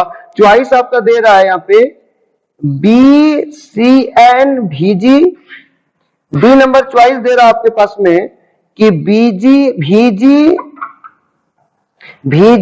CN B, and C number choice आपके पास में दे रहा है none, and D number choice दे रहा बोथ, और डी नंबर चॉइस आपके पास में है बोथ। आइए अब यहाँ पे क्वेश्चन आप देखिए ध्यान से, वहां पे परसेंटेज क्रॉसिंग ओवर दिया हुआ था, यहाँ पे डायरेक्ट डिस्टेंस दिया हुआ, तो जो सबसे ज्यादा डिस्टेंस वाला है उसको पहले ले लेंगे। तो सबसे ज्यादा डिस्टेंस किसके बीच में है? बी और VG के बीच में। तो बी और VG के बीच में तो हमने यहाँ पे ले लिया, यहाँ दिख रहा होगा यहाँ पे बी और VG, तो यहाँ पे लिख दिया बी और यहाँ लिख दिया VG। इसके बीच में डिस्टेंस मेरा दिया हुआ है कितना? 18 मॉर्गन यूनिट, तो हमने यहाँ पे लिख दिया 18 मॉर्गन यूनिट। इस दोनों के बीच का जो डिस्टेंस हो गया ये 18 मॉर्गन यूनिट का डिस्टेंस हो गया। फिर यहाँ पे लिख रहा है कि किसी एक को चाहिए बी और CN के बीच 9 मॉर्गन यूनिट होना चाहिए, तो बी और CN के बीच 9 मॉर्गन यूनिट होना चाहिए। क्लियर होगा? दिख रहा होगा बी और CN के बीच 9 मॉर्गन यूनिट। तो इधर भी आप CN को लिख सकते हो। तो यहां से आप क्वेश्चन यहाँ पे फिर से बनाएंगे, इसी जगह पे हम लोग बनाते हैं, यहां पे हम लोग बनाते हैं कि ये आपका सबसे दूर वाला डिस्टेंस जो है ये बी और VG है। तो बी और VG के बीच जो डिस्टेंस है, बी और VG के बीच जो डिस्टेंस है, ये बी और VG के बीच जो डिस्टेंस है ये आपका है 18 मॉर्गन यूनिट। तो इसके बीच में हमने 18 लिख दिया। और फिर दूसरा बोला कि बी और CN के बीच 9 मॉर्गन यूनिट, तो 9 बी और CN के बीच, तो 9 इधर भी हो सकता है, 9 इधर भी हो सकता है, ये 9 आपका इधर भी हो सकता है। ये CN जो है ये आपको दिख रहा होगा, ये CN, तो B और CN के बीच 9 इधर भी हो सकता है। एडजस्ट ही नहीं हो रहा है, एक सेकेंड एडजस्ट कर रहे हैं इसको, इस जगह पे आपका हो जाएगा। यहाँ पे क्लियर आपका, यहाँ पे मैं बोला कि ये जो आपका है B एंड VG के बीच 18 मॉर्गन यूनिट का डिस्टेंस है, 18 मॉर्गन यूनिट का डिस्टेंस है। क्लियर हो गया? अब यहां से B और CN के बीच 9 मॉर्गन यूनिट हो रहा है, तो CN इधर भी प्लेस हो सकता है और CN इधर भी प्लेस हो सकता है 9 पे। क्लियर हो गया? तो जब इधर प्लेस होगा, इधर यदि प्लेस होगा तो यहां 9 मॉर्गन यूनिट कर दिया, और इधर भी प्लेस होगा तो बीच बीच आ जाएगा, तो B और CN के बीच 9 हो जाएगा, और CN VG के बीच 9 होगा, तो दोनों को जोड़ देंगे तो 18 हो जाएगा। तो इधर 9 प्लेस किया, इधर 9 प्लेस किया, तो ये अभी प्लेस हो गया। लेकिन ये या तो इधर होगा CN या CN इधर होगा, लेकिन ये दोनों एक साथ नहीं हो सकता। तो अब नेक्स्ट में देखते हैं। अब बोला VG और CN के बीच, VG और CN के बीच 9 होना चाहिए, तो VG और CN के बीच 9 होना चाहिए।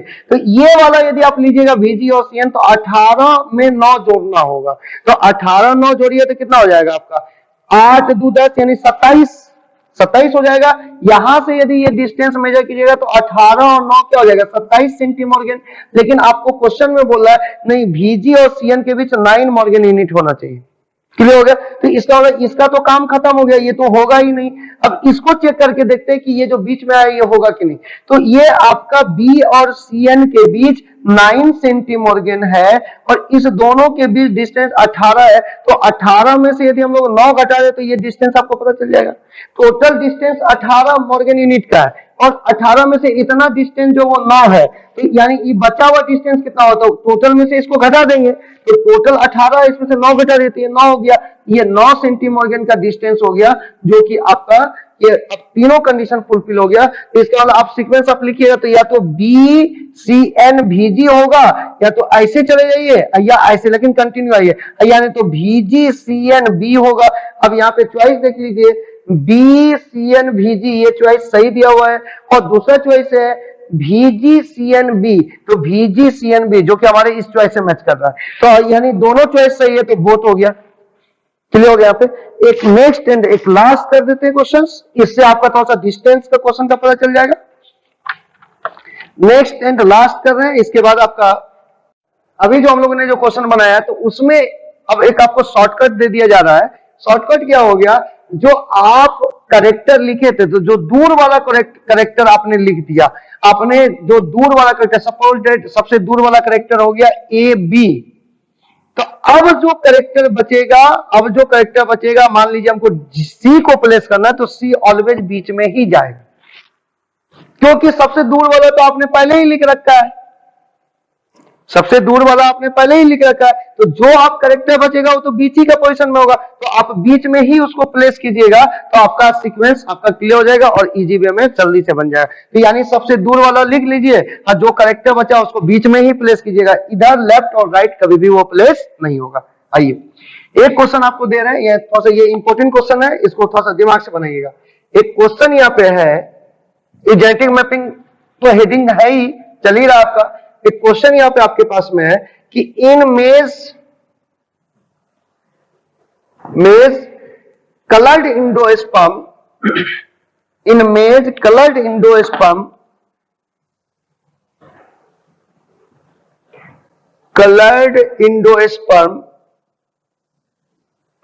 स्पर्म कैपिटल सी, इसका मतलब डोमिनेंट हो गया, is dominant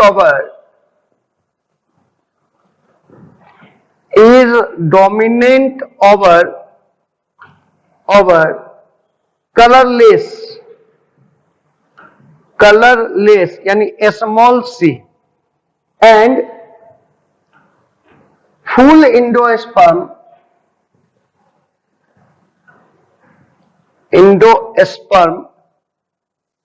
capital R is dominant over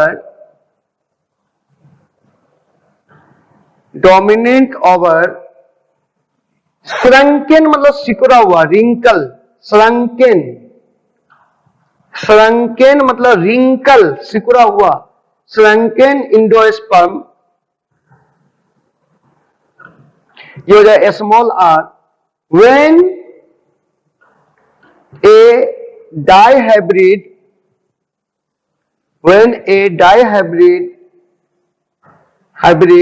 F1 was tested, अब F1 was tested,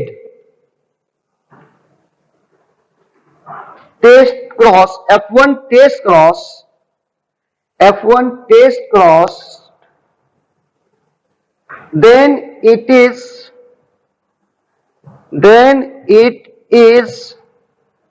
produce the offspring,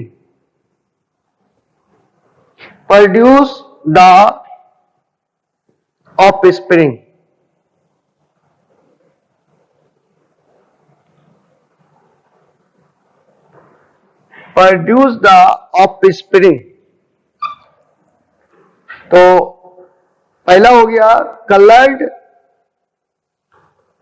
coloured and full endosperm,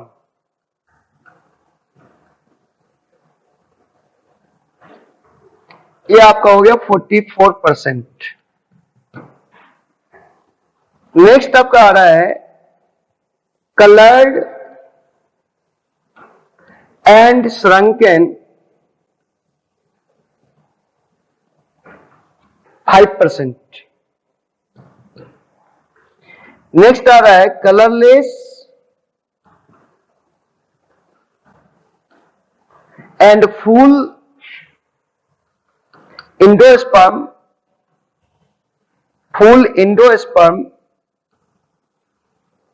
7%। And next आ रहा है कलरलेस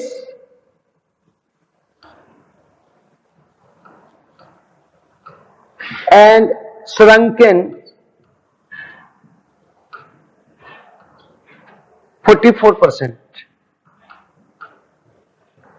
तब बोला कि डिस्टेंस निकालिए, दोनों के बीच में कितना डिस्टेंस होगा, कितना सेंटीमॉर्गन के डिस्टेंस पे ये जीन प्रेजेंट होगा। क्वेश्चन को थोड़ा ध्यान से देखिए। सारे थ्योरी का एप्लीकेशन यहाँ पे किया जाएगा। पहला क्वेश्चन यहाँ पे आ रहा है कि एक मेज है जिसमें दो करेक्टर लिया जा रहा है। एक इंडोस्पर्म का करेक्टर लिया जा रहा है किस मामले में, तो कलर के मामले में, और एक करेक्टर लिया जा रहा है कि इंडोस्पर्म फूला हुआ है या सिकुड़ा हुआ है। तो पहले इंडोस्पर्म का कलर का लिया जाए, मेज के कलर का इंडोस्पर्म यानी कलर्ड इंडोस्पर्म लिया जाता है जिसको कैपिटल सी से रिप्रेजेंट कर दिया, और उसी का रेसेसिव जो हो जाएगा, ये डोमिनेंट होगा तो उसका रेसेसिव कलरलेस हो जाएगा जो कि स्मॉल सी से होगा, जो कि स्मॉल सी से आपका होगा। तो यहाँ पे कॉन्सेप्ट को बड़ा क्लियर करिए, वो स्मॉल सी से आपका होगा। तो यहाँ पे आपका कॉन्सेप्ट हो गया कि स्मॉल सी से ये हो गया और ये आपका कैपिटल सी से होगा। तो कैपिटल सी वाला डोमिनेंट हो गया, स्मॉल सी वाला रेसेसिव हो गया। फिर इंडोस्पर्म फुल मतलब पूरा फूला हुआ है तो उसको आप डोमिनेंट कर दिया कैपिटल आर, और रेसेसिव कर दिया उसका श्रंकेन वाले को जो कि स्मॉल आर।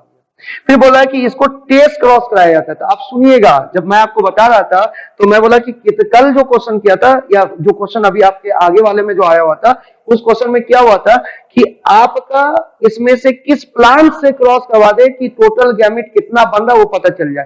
तो टेस्ट क्रॉस कराने से ये पता चलता है कि टोटल कितने टाइप का गैमेट बन रहा है। जैसे मान लो कि मेंडल का जो डायहाइब्रिड क्रॉस था, उस डायहाइब्रिड क्रॉस में जो F1 जनरेशन आ रहा था वो capital T small T capital R small आ रहा था। तो इसमें जो गैमेट बनेगा ये चार टाइप का गैमेट बनेगा।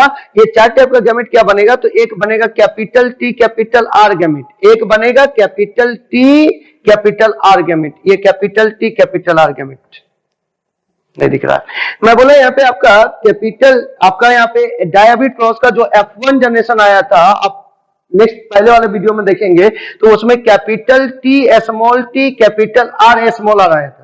इससे चार टाइप का गैमेट बनेगा। क्या गैमेट बनेगा, तो capital T capital R gamete, या इसी को जैसे गैमेट बनाते तो वैसे ही बनाइए। ये दोनों अलग था तो दोनों को अलग कर दिया, कैपिटल टी और स्मॉल टी। फिर ये दोनों आपका अलग है तो दोनों को अलग कर दिया, इस पे कैपिटल आर स्मॉल आर, इसको भी अलग कर दिया कैपिटल आर और स्मॉल आर। ये गैमेट बन गया capital T capital R capital T small R gamete, और यहाँ पे बन गया small T capital R gamete, और ये बन गया small T small R gamete. चार टाइप का गैमेट बन गया। लेकिन जो मेंडल जो पेरेंट लिया था वो पेरेंट प्योर पेरेंट लिया था। तो एक पेरेंट लिया था टॉल एंड रेड, दिख रहा होगा टॉल, ये आपका यहाँ पे एक पेरेंट लिया था उसने, F1 जनरेशन ये आया तो F1 जनरेशन पेरेंटल जनरेशन से आया होगा, तो उसने पेरेंट लिया था टॉल एंड रेड, प्योर वाला, pure tall and pure red, pure tall and red, ये आपका पेरेंट आया था प्योर। ये पेरेंट लिया था pure tall and pure red, pure tall and red, ये पेरेंट लिया था मेंडल ने। तो pure tall and pure red का जो पॉइंट लिया था तो ये हो जाता है capital T capital R capital R. Clear हो गया। अब इससे जो गैमेट बना होगा, इससे जो गैमेट बना होगा, इससे तो गैमेट बना होगा कैपिटल टी और कैपिटल आर, दिख रहा होगा। अब मैं बोला कि फिर इसका कॉन्ट्रास्टिंग लेता था, तो कॉन्ट्रास्टिंग क्या लिया, तो टॉल का कॉन्ट्रास्टिंग क्या होगा, ड्वार्फ, तो उसने ले लिया ड्वार्फ। अच्छा, फिर रेड का कॉन्ट्रास्टिंग क्या होगा, व्हाइट, तो ड्वार्फ एंड व्हाइट। और इसका जो फिनोटाइप होगा, इसका जो जीनोटाइप होगा वो स्मॉल टी स्मॉल आर होगा। यहाँ पे मैं बोल भी रहा हूं, नहीं दिख रहा होगा तो बोल रहा हूं स्मॉल टी स्मॉल आर। इससे जो गैमेट बनेगा ये स्मॉल टी स्मॉल आर बनेगा। और यही दोनों जब फ्यूज किया होगा तो ये जीनोटाइप F1 का आया होगा। तो मेंडल ने लिया pure tall and red plant, और प्योर ये ड्वार्फ एंड व्हाइट प्लांट, ये प्योर ही होगा। इसका जीनोटाइप स्मॉल टी स्मॉल, इससे गैमेट बना स्मॉल टी स्मॉल आर, और इससे गैमेट बना कैपिटल टी कैपिटल आर। तो ये पैरेंटल टाइप गैमेट हो गया कैपिटल टी कैपिटल आर, ये स्मॉल टी स्मॉल आर जो ये पैरेंट गैमेट हो गया। तो इसमें जो F1 जनरेशन आया, तो F1 जनरेशन में तो चार टाइप का गैमेट बन रहा है। और ये जो चार टाइप का गैमेट बन रहा है, तो इसमें कैपिटल टी कैपिटल आर जो है ये पैरेंटल टाइप गैमेट है, क्योंकि इस पैरेंट से मैच कर रहा है, डोमिनेंट पैरेंट से मैच कर रहा होगा। क्लियर एकदम दिख रहा होगा। अब यहां से ये जो स्मॉल टी स्मॉल आ रहा है, ये रेसेसिव पैरेंट का गैमेट हो गया। तो ये दोनों तो पैरेंटल गैमेट हो गया, तो बीच वाला जो बचा ये तो रिकॉम्बिनेंट गैमेट हो गया। रिकॉम्बिनेंट गैमेट हो गया। तो ये दोनों पेरेंटल गैमेट हो गया और ये दोनों रिकॉम्बिनेंट गैमेट हो गया। अब ये मान लीजिए कि ये जो गैमेट बन रहा होगा तो ये रिकॉम्बिनेंट गैमेट तो डिस्टेंस पे डिपेंड करता है। यदि टी और आर के बीच डिस्टेंस यदि 10 सेंटीमॉर्गन का होगा तो रिकॉम्बिनेंट गैमेट 10 बनेगा। 100 यदि हमारा गैमेट बन रहा है, हम यहाँ पे चारों टाइप का गैमेट लिए है और यहाँ पे 100 गैमेट हमको मिल रहा है, 100 गैमेट मिल रहा है, और टी एंड आर के बीच यदि डिस्टेंस हमको 10 सेंटीमॉर्गन का है तो इसका मतलब रिकॉम्बिनेंट तो यही हमको 10 मिलेगा, 100 में 10 मिलेगा। तो 100 में 10 जो होगा, क्योंकि 10 सेंटीमॉर्गन है, 10 सेंटीमॉर्गन है तो यानी 10% क्रॉसिंग ओवर हुआ होगा तो 10% रिकॉम्बिनेंट मिलेगा। तो 100 का 10% कितना होगा, 10 होगा। तो 10 में से 5 ये हो जाएगा, 5 ये हो जाएगा, बचा कितना, 90। तो 90 का 45 ये गैमेट होगा और 45 ये गैमेट होगा। तो ये कितने टाइप का गैमेट बनेगा, इसको कौन फुल एक्सप्रेस कर रहा था, तो टेस्ट क्रॉस। तो इसलिए करके हम लोग टेस्ट क्रॉस करा देंगे तो जितने टाइप का गैमेट जितना जितना बनेगा उतना उतना आपको प्लांट मिल जाएगा। ये 45 बना होगा तो 45 प्लांट टॉल विथ रेड आ जाएगा। ये 5 बना होगा तो 5 प्लांट टॉल विथ व्हाइट आ जाएगा। ये 5 प्लांट ड्वार्फ विथ रेड आ जाएगा और ये 45 प्लांट ड्वार्फ विथ व्हाइट आ जाएगा। क्लियर होगा ये, लेकिन कौन सा जनरेशन में, F2 जनरेशन।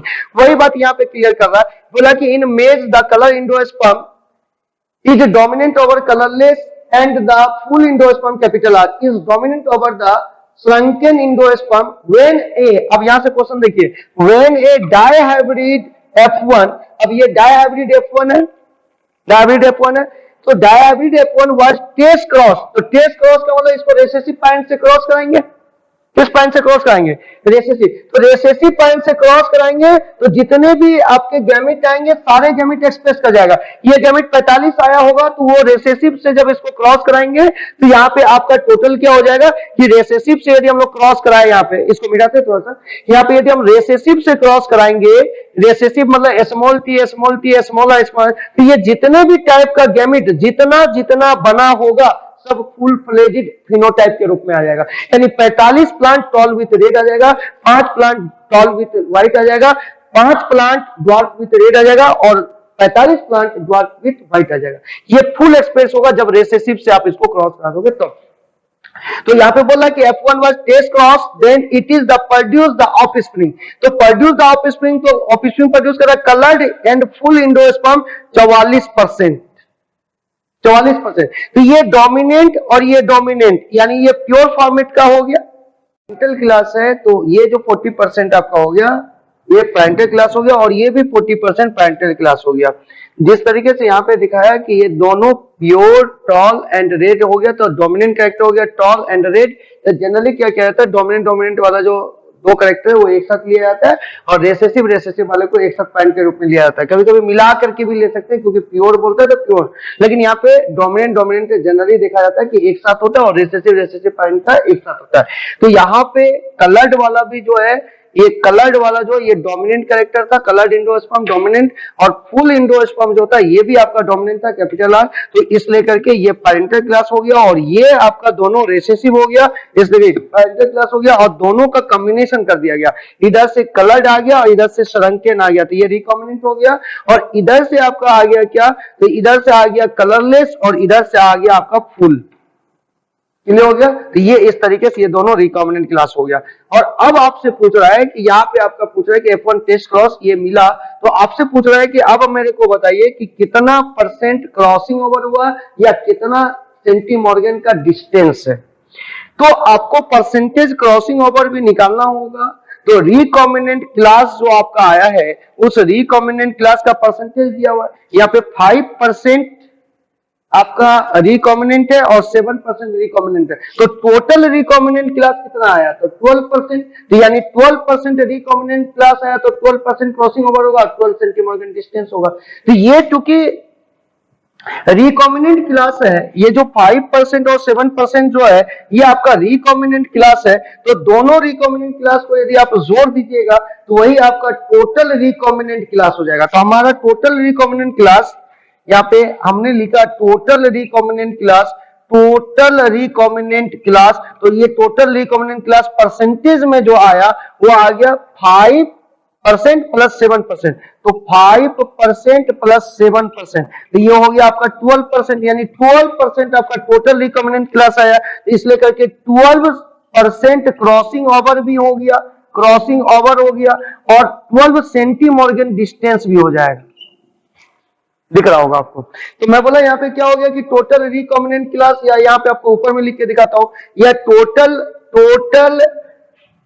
बोल रहा हूं भी, टोटल रिकॉम्बिनेंट क्लास जो आपको निकालिएगा, तो ये भी रिकॉम्बिनेंट क्लास है और ये भी रिकॉम्बिनेंट क्लास है, तो टोटल निकाले तो 5% प्लस 7%, दिख रहा होगा 5% प्लस 7%, तो ये आपका हो गया 12% टोटल रिकॉम्बिनेंट क्लास हो गया। तो 12% टोटल रिकॉम्बिनेंट क्लास हुआ, तो 12% क्रॉसिंग ओवर भी हुआ, क्रॉसिंग ओवर भी 12% हुआ, और जितना परसेंट क्रॉसिंग ओवर भी आया या टोटल रिकॉम्बिनेंट क्लास जितना परसेंट आया वही आपका डिस्टेंस हो जाएगा। क्रॉसिंग ओवर रिकॉम्बिनेंट क्लास को हटा करके वहां पे सेंटीमॉर्गन पुट करिए, तो 12 सेंटीमॉर्गन का आपका डिस्टेंस हो गया यहाँ पे दो जीन के बीच में, तो दो जीन के बीच में 12% का आपका क्या हो गया, डिस्टेंस हो गया। क्लियर। एक बच्ची जो क्वेश्चन लाइव डिस्कशन में पूछ रही थी, वो उसका एनसीईआरटी का क्वेश्चन था, वो पेज नंबर अब आपको समझ में आ जाएगा, नहीं समझ में आएगा तो फिर मैं लाइव जब होऊंगा तो वहां पे भी क्लियर करूंगा। अब यहाँ पे पेज नंबर आपका 84 में, 84 का पेज नंबर हम लोग कोशिश करेंगे प्लेस कर देंगे, 84 नंबर 12 का 84 नंबर पेज में प्लेस कर देंगे।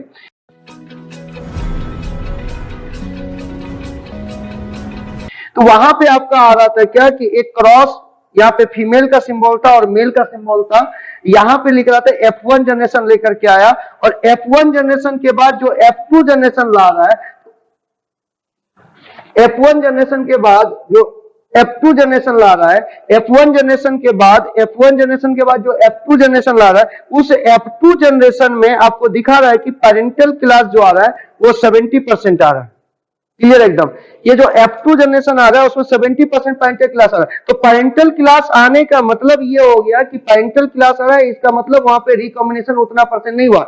तो इधर आपको बता रहा है कि रिकॉम्बिनेंट जो आ रहा है, रिकॉम्बिनेंट टाइप 30% आ रहा है, तो 30% रिकॉम्बिनेंट आ रहा है कि इसका मतलब हो गया कि 30 सेंटीमॉर्गन का डिस्टेंस होगा और 30% क्रॉसिंग ओवर हुआ होगा। वो दोनों में से किसी पेरेंट से मैच नहीं कर रहा होगा, लेकिन दोनों का मिला करके कॉम्बिनेशन होगा, इस लेकर के यहाँ पे 30% आपका रिकॉम्बिनेंट क्लास आ रहा है। तो जितना परसेंट रिकॉम्बिनेंट क्लास आ रहा है उतना ही परसेंट क्रॉसिंग ओवर हुआ होगा और उतना ही सेंटीमॉर्गन का डिस्टेंस होगा। दूसरा अलग अलग जीन, दूसरे वाले केस में क्रॉस बी में जो है अलग अलग टाइप का जीन लिया, उसमें आपका दिखा रहा है नीचे में F2 जनरेशन में कि पेरेंटल क्लास जो है वो आ रहा है 62.8% और रिकॉम्बिनेंट क्लास जो आ रहा है वो 37.2%। तो 37.2% यदि रिकॉम्बिनेंट क्लास आ रहा है तो इसका मतलब होगा कि 37.2% क्रॉसिंग ओवर भी होगा और 37.2 सेंटीमॉर्गन डिस्टेंस भी होगा। इसीलिए जितना परसेंट रिकॉम्बिनेंट क्लास आएगा उतना ही परसेंट क्रॉसिंग ओवर होगा और उतना ही आपका सेंटीमॉर्गन डिस्टेंस होगा या मॉर्गन यूनिट डिस्टेंस होगा। तो ये वाला पॉइंट आपको उम्मीद करते हैं कि इसके बाद आपका क्लियर हो गया होगा। अब उम्मीद करते हैं कि ये जो जीन मैपिंग का क्वेश्चन है ये आपसे बन जाएगा। कुछ बच्चे बहुत आसान क्वेश्चन हमसे पूछ लिया करते थे, लेकिन अब जीन मैपिंग का ये आपका क्वेश्चन बन जाएगा। और एक लास्ट क्वेश्चन आपको पुट कर दे रहे हैं, ये आपका और थोड़ा सा क्लियर हो जाए। लास्ट क्वेश्चन को मैं यहाँ पे पुट कर रहा हूं। आपको जब भी कभी बोले कि रिकॉम्बिनेंट क्लास इतना परसेंट मिल रहा है तो इट मींस कि वहां पे उतना परसेंट क्रॉसिंग ओवर हो रहा है। क्रॉसिंग ओवर का जो फॉर्मूला बताया कि percentage crossing over directly proportional to percentage recombination and directly proportional to distance between the two gene. और दो जीन के बीच जो डिस्टेंस मेजर किया वो कौन किया है, तो टीएच मॉर्गन का स्टूडेंट से नाम हो गया स्टर्नबर्ट। यहाँ पे क्लियर करिएगा। एक question next and last question आपके लिए मैं कर रहा हूं कि द डिस्टेंस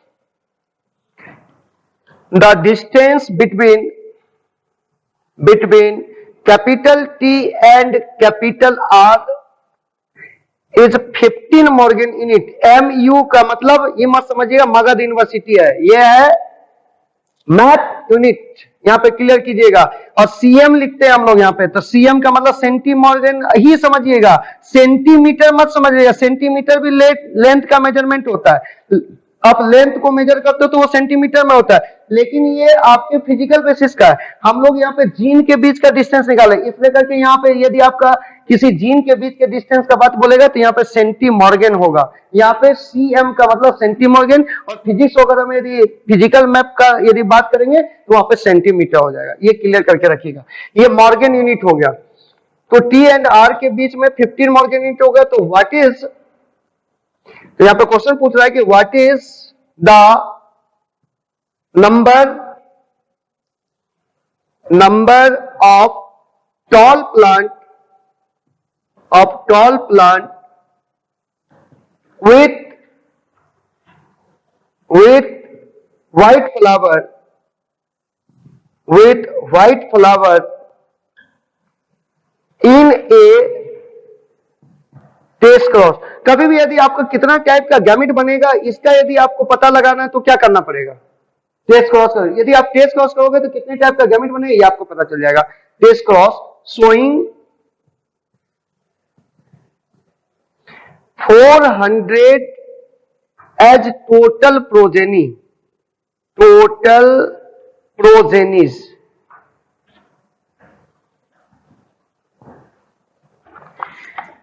क्वेश्चन में आपका यहाँ पे दिया हुआ है कि the distance between two gene, यानी आपका सॉल्यूशन जब आप करोगे तो दो जीन के बीच में यानी टी एंड आर के बीच में जो डिस्टेंस है ये 15 मॉर्गन यूनिट का डिस्टेंस दिया हुआ है।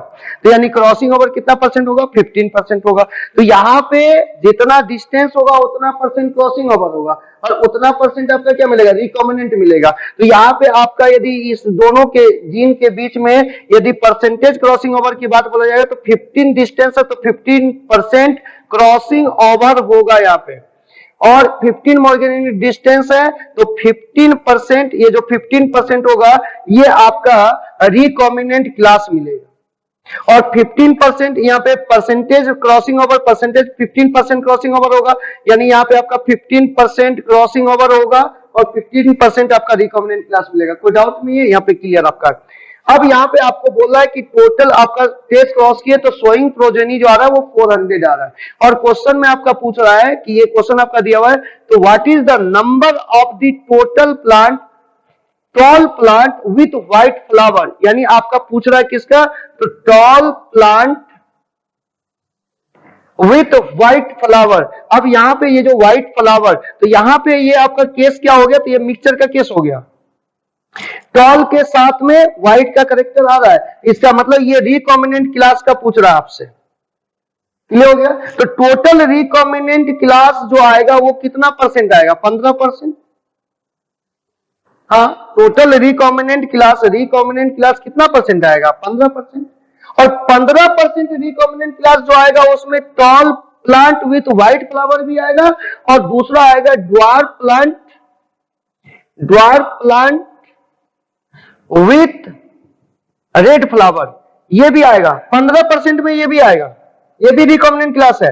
आपका पेरेंट हो जाएगा, मेंडल प्योर प्लांट लेता था तो पेरेंट हो जाएगा टॉल विथ रेड और दूसरा पेरेंट हो जाएगा ड्वार्फ विथ व्हाइट, ये दूसरा पेरेंट हो जाएगा। ये एक पेरेंट हो गया टॉल विथ रेड और दूसरा पेरेंट हो गया ड्वार्फ विथ आपका व्हाइट। तो इसका जो रिकॉम्बिनेंट क्लास आएगा, एक में आप टॉल ले लिया और एक से आपने ले लिया व्हाइट, तो एक रिकॉम्बिनेंट क्लास ये हो गया। दूसरा रिकॉम्बिनेंट इससे रेड ले लिया और इससे आपने ड्वार्फ ले लिया तो ड्वार्फ विथ रेड हो गया। ये दो रिकॉम्बिनेंट क्लास आपको मिला। ये रिकॉम्बिनेंट क्लास मिला करके कितना परसेंट पूरेगा, 15%, क्लियर हो गया। ये 15%, तो 15% का आधा ये हो जाएगा 7%, तो यानी ये वाला जो प्लांट होगा ये 7% रिकॉम्बिनेंट होगा, या नहीं सॉरी 7.5% ये रिकॉम्बिनेंट होगा और 7.5% ये रिकॉम्बिनेंट होगा। तो आप जोड़ोगे तो वो कितना परसेंट हो जाएगा, 15% हो जाएगा। चलिए, ये तो आपको इस तरीके से आपको बताया। अब कुछ फार्मूला के बेसिस पे बताते हैं। यहाँ पे 400 आपका डाटा में दिया हुआ है, ये कैसे बनेगा, तो फार्मूला के केस में यहाँ पे बात कीजिए। अच्छा, यहाँ पे जो रिकॉम्बिनेंट क्लास आया तो 400 प्रोजेनी आपका दिया हुआ था, तो 400 का 400 का 7.5% कितना होगा?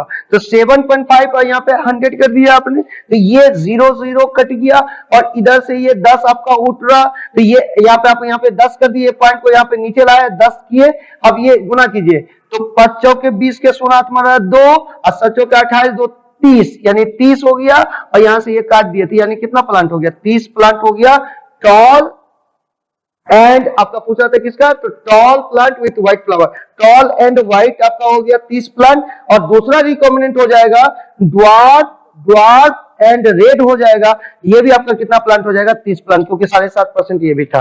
तो टोटल रिकॉम्बिनेंट कितना हो गया? 60 प्लांट। तो 400 में से 60 प्लांट क्या हो गया? रिकॉम्बिनेंट हो गया। तो जो बचा क्या हो गया? पैरेंटल हो गया। तो पैरेंटल यदि हमसे पूछेगा तो 400 parental class equal to 400 minus 60, तो ये हो गया आपका कितना? 0 10 में 6 4, ये हो गया आपका यहां से 340 प्लांट आपका क्या हो गया? Parental class. और वो भी पैरेंटल में 340 का फिर आधा कीजिएगा, 340 का क्या कीजिएगा? आधा कीजिएगा, तो ये हो जाएगा 170 और 170, क्लियर हो गया? तो 170 हो जाएगा टॉल विथ रेड वाला और 170 हो जाएगा ड्वार्फ विथ व्हाइट वाला, ड्वार्फ विथ व्हाइट वाला, क्लियर हो गया?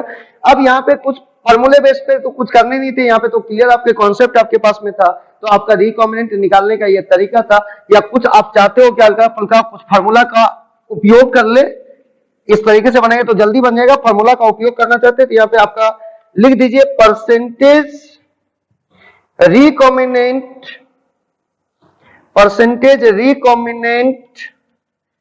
इक्वल टू recombinant population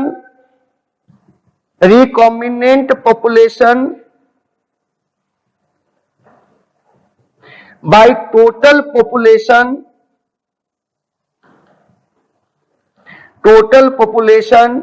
अब मल्टीप्लाई कर दीजिए 100। आपको इसमें परसेंटेज रिकॉम्बिनेंट दिया हुआ है, परसेंटेज रिकॉम्बिनेंट आपका दिया हुआ है कितना परसेंट? 15% ये दिया हुआ है, तो यहाँ पे परसेंटेज रिकॉम्बिनेंट की जगह पे 15 रख दिए। अब यहाँ पे रिकॉम्बिनेंट पॉपुलेशन आपको निकालना है, तो रिकॉम्बिनेंट पॉपुलेशन आपको निकालना है, तो रिकॉम्बिनेंट पॉपुलेशन आप लिख दिए, रिकॉम्बिनेंट पॉपुलेशन ये लिख दिए, और टोटल पॉपुलेशन आपका दिया हुआ है कितना भाई? तो 400, तो 400 यहाँ पे कर दिया, और ये 100 से गुना क्या हुआ? 100 से गुना कर दिए। अब चलिए इसको यहां से यहाँ कटा दिए, और ये जब इस साइड आएगा तो ये 15 के साथ में क्या होगा? गुना हो जाएगा, तो ये क्या हो गया? ये रिकॉम्बिनेंट पॉपुलेशन हो गया, ये हो गया रिकॉम्बिनेंट पॉपुलेशन, और ये जो 4 है इसके साथ गुना हो गया, तो यानी 60 हो गया, तो 60 रिकॉम्बिनेंट पॉपुलेशन हो गया। 60 क्या हो गया? Recombinant population. तो आपको दो टाइप का रिकॉम्बिनेंट पॉपुलेशन मिलेगा, पैरेंट आपका जो है वो है टॉल एंड रेड, और दूसरा यहां दिख रहा होगा, इसके बाद ये नहीं दिखेगा, यहां पे आपका पैरेंट हो गया टॉल एंड रेड, और दूसरा पैरेंट आपका हो जाएगा ड्वार्फ एंड व्हाइट, दूसरा पैरेंट हो जाएगा ड्वार्फ एंड व्हाइट, दूसरा पैरेंट आपका हो गया ड्वार्फ एंड व्हाइट। अब यहां से ये दो पैरेंट है, तो इसके रिकॉम्बिनेंट क्या आएगा? एक तो ये दोनों पैरेंट है, इस दोनों से आप क्रॉस करोगे तो F1 आएगा, और F1 के बीच जब क्रॉस करते हो तो F2 आएगा। F2 में तो दोनों पैरेंट आएगा ही आएगा, यानी दोनों पैरेंट आएगा, टॉल एंड रेड वाला भी और ड्वार्फ विथ व्हाइट वाला भी, और बीच में रिकॉम्बिनेंट भी आएगा। तो टॉल इधर ले लिए, तो इधर कलर ले लिए, तो tall and white, tall and white, और इधर से आप ले लोगे ड्वार्फ, इधर से ले लोगे आप क्या? तो ड्वार्फ, इधर से ले लोगे रेड, तो ड्वार्फ एंड रेड, क्लियर हो गया? तो ये parental class, this one is the parental class, PC parental class, parental class, और this one is the RC recombinant class. Clear? अब आपको बताइएगा, आप यहाँ पे क्वेश्चन से कितना रिकॉम्बिनेंट पॉपुलेशन लाए? 60। तो यानी ये दोनों tall and white and dwarf and red मिला करके आपके पास में 60 है, तो 60 है तो इसमें आधा आधा बचेगा दोनों साइड में, तो ये आपका हो जाएगा 30 और ये आपका हो जाएगा 30। आपसे क्वेश्चन पूछा था क्या? तो tall plant with white flower, तो tall plant with white flower, 30 plant हो जाएगा। तो आंसर आपका हो गया 30। क्लियर हो गया।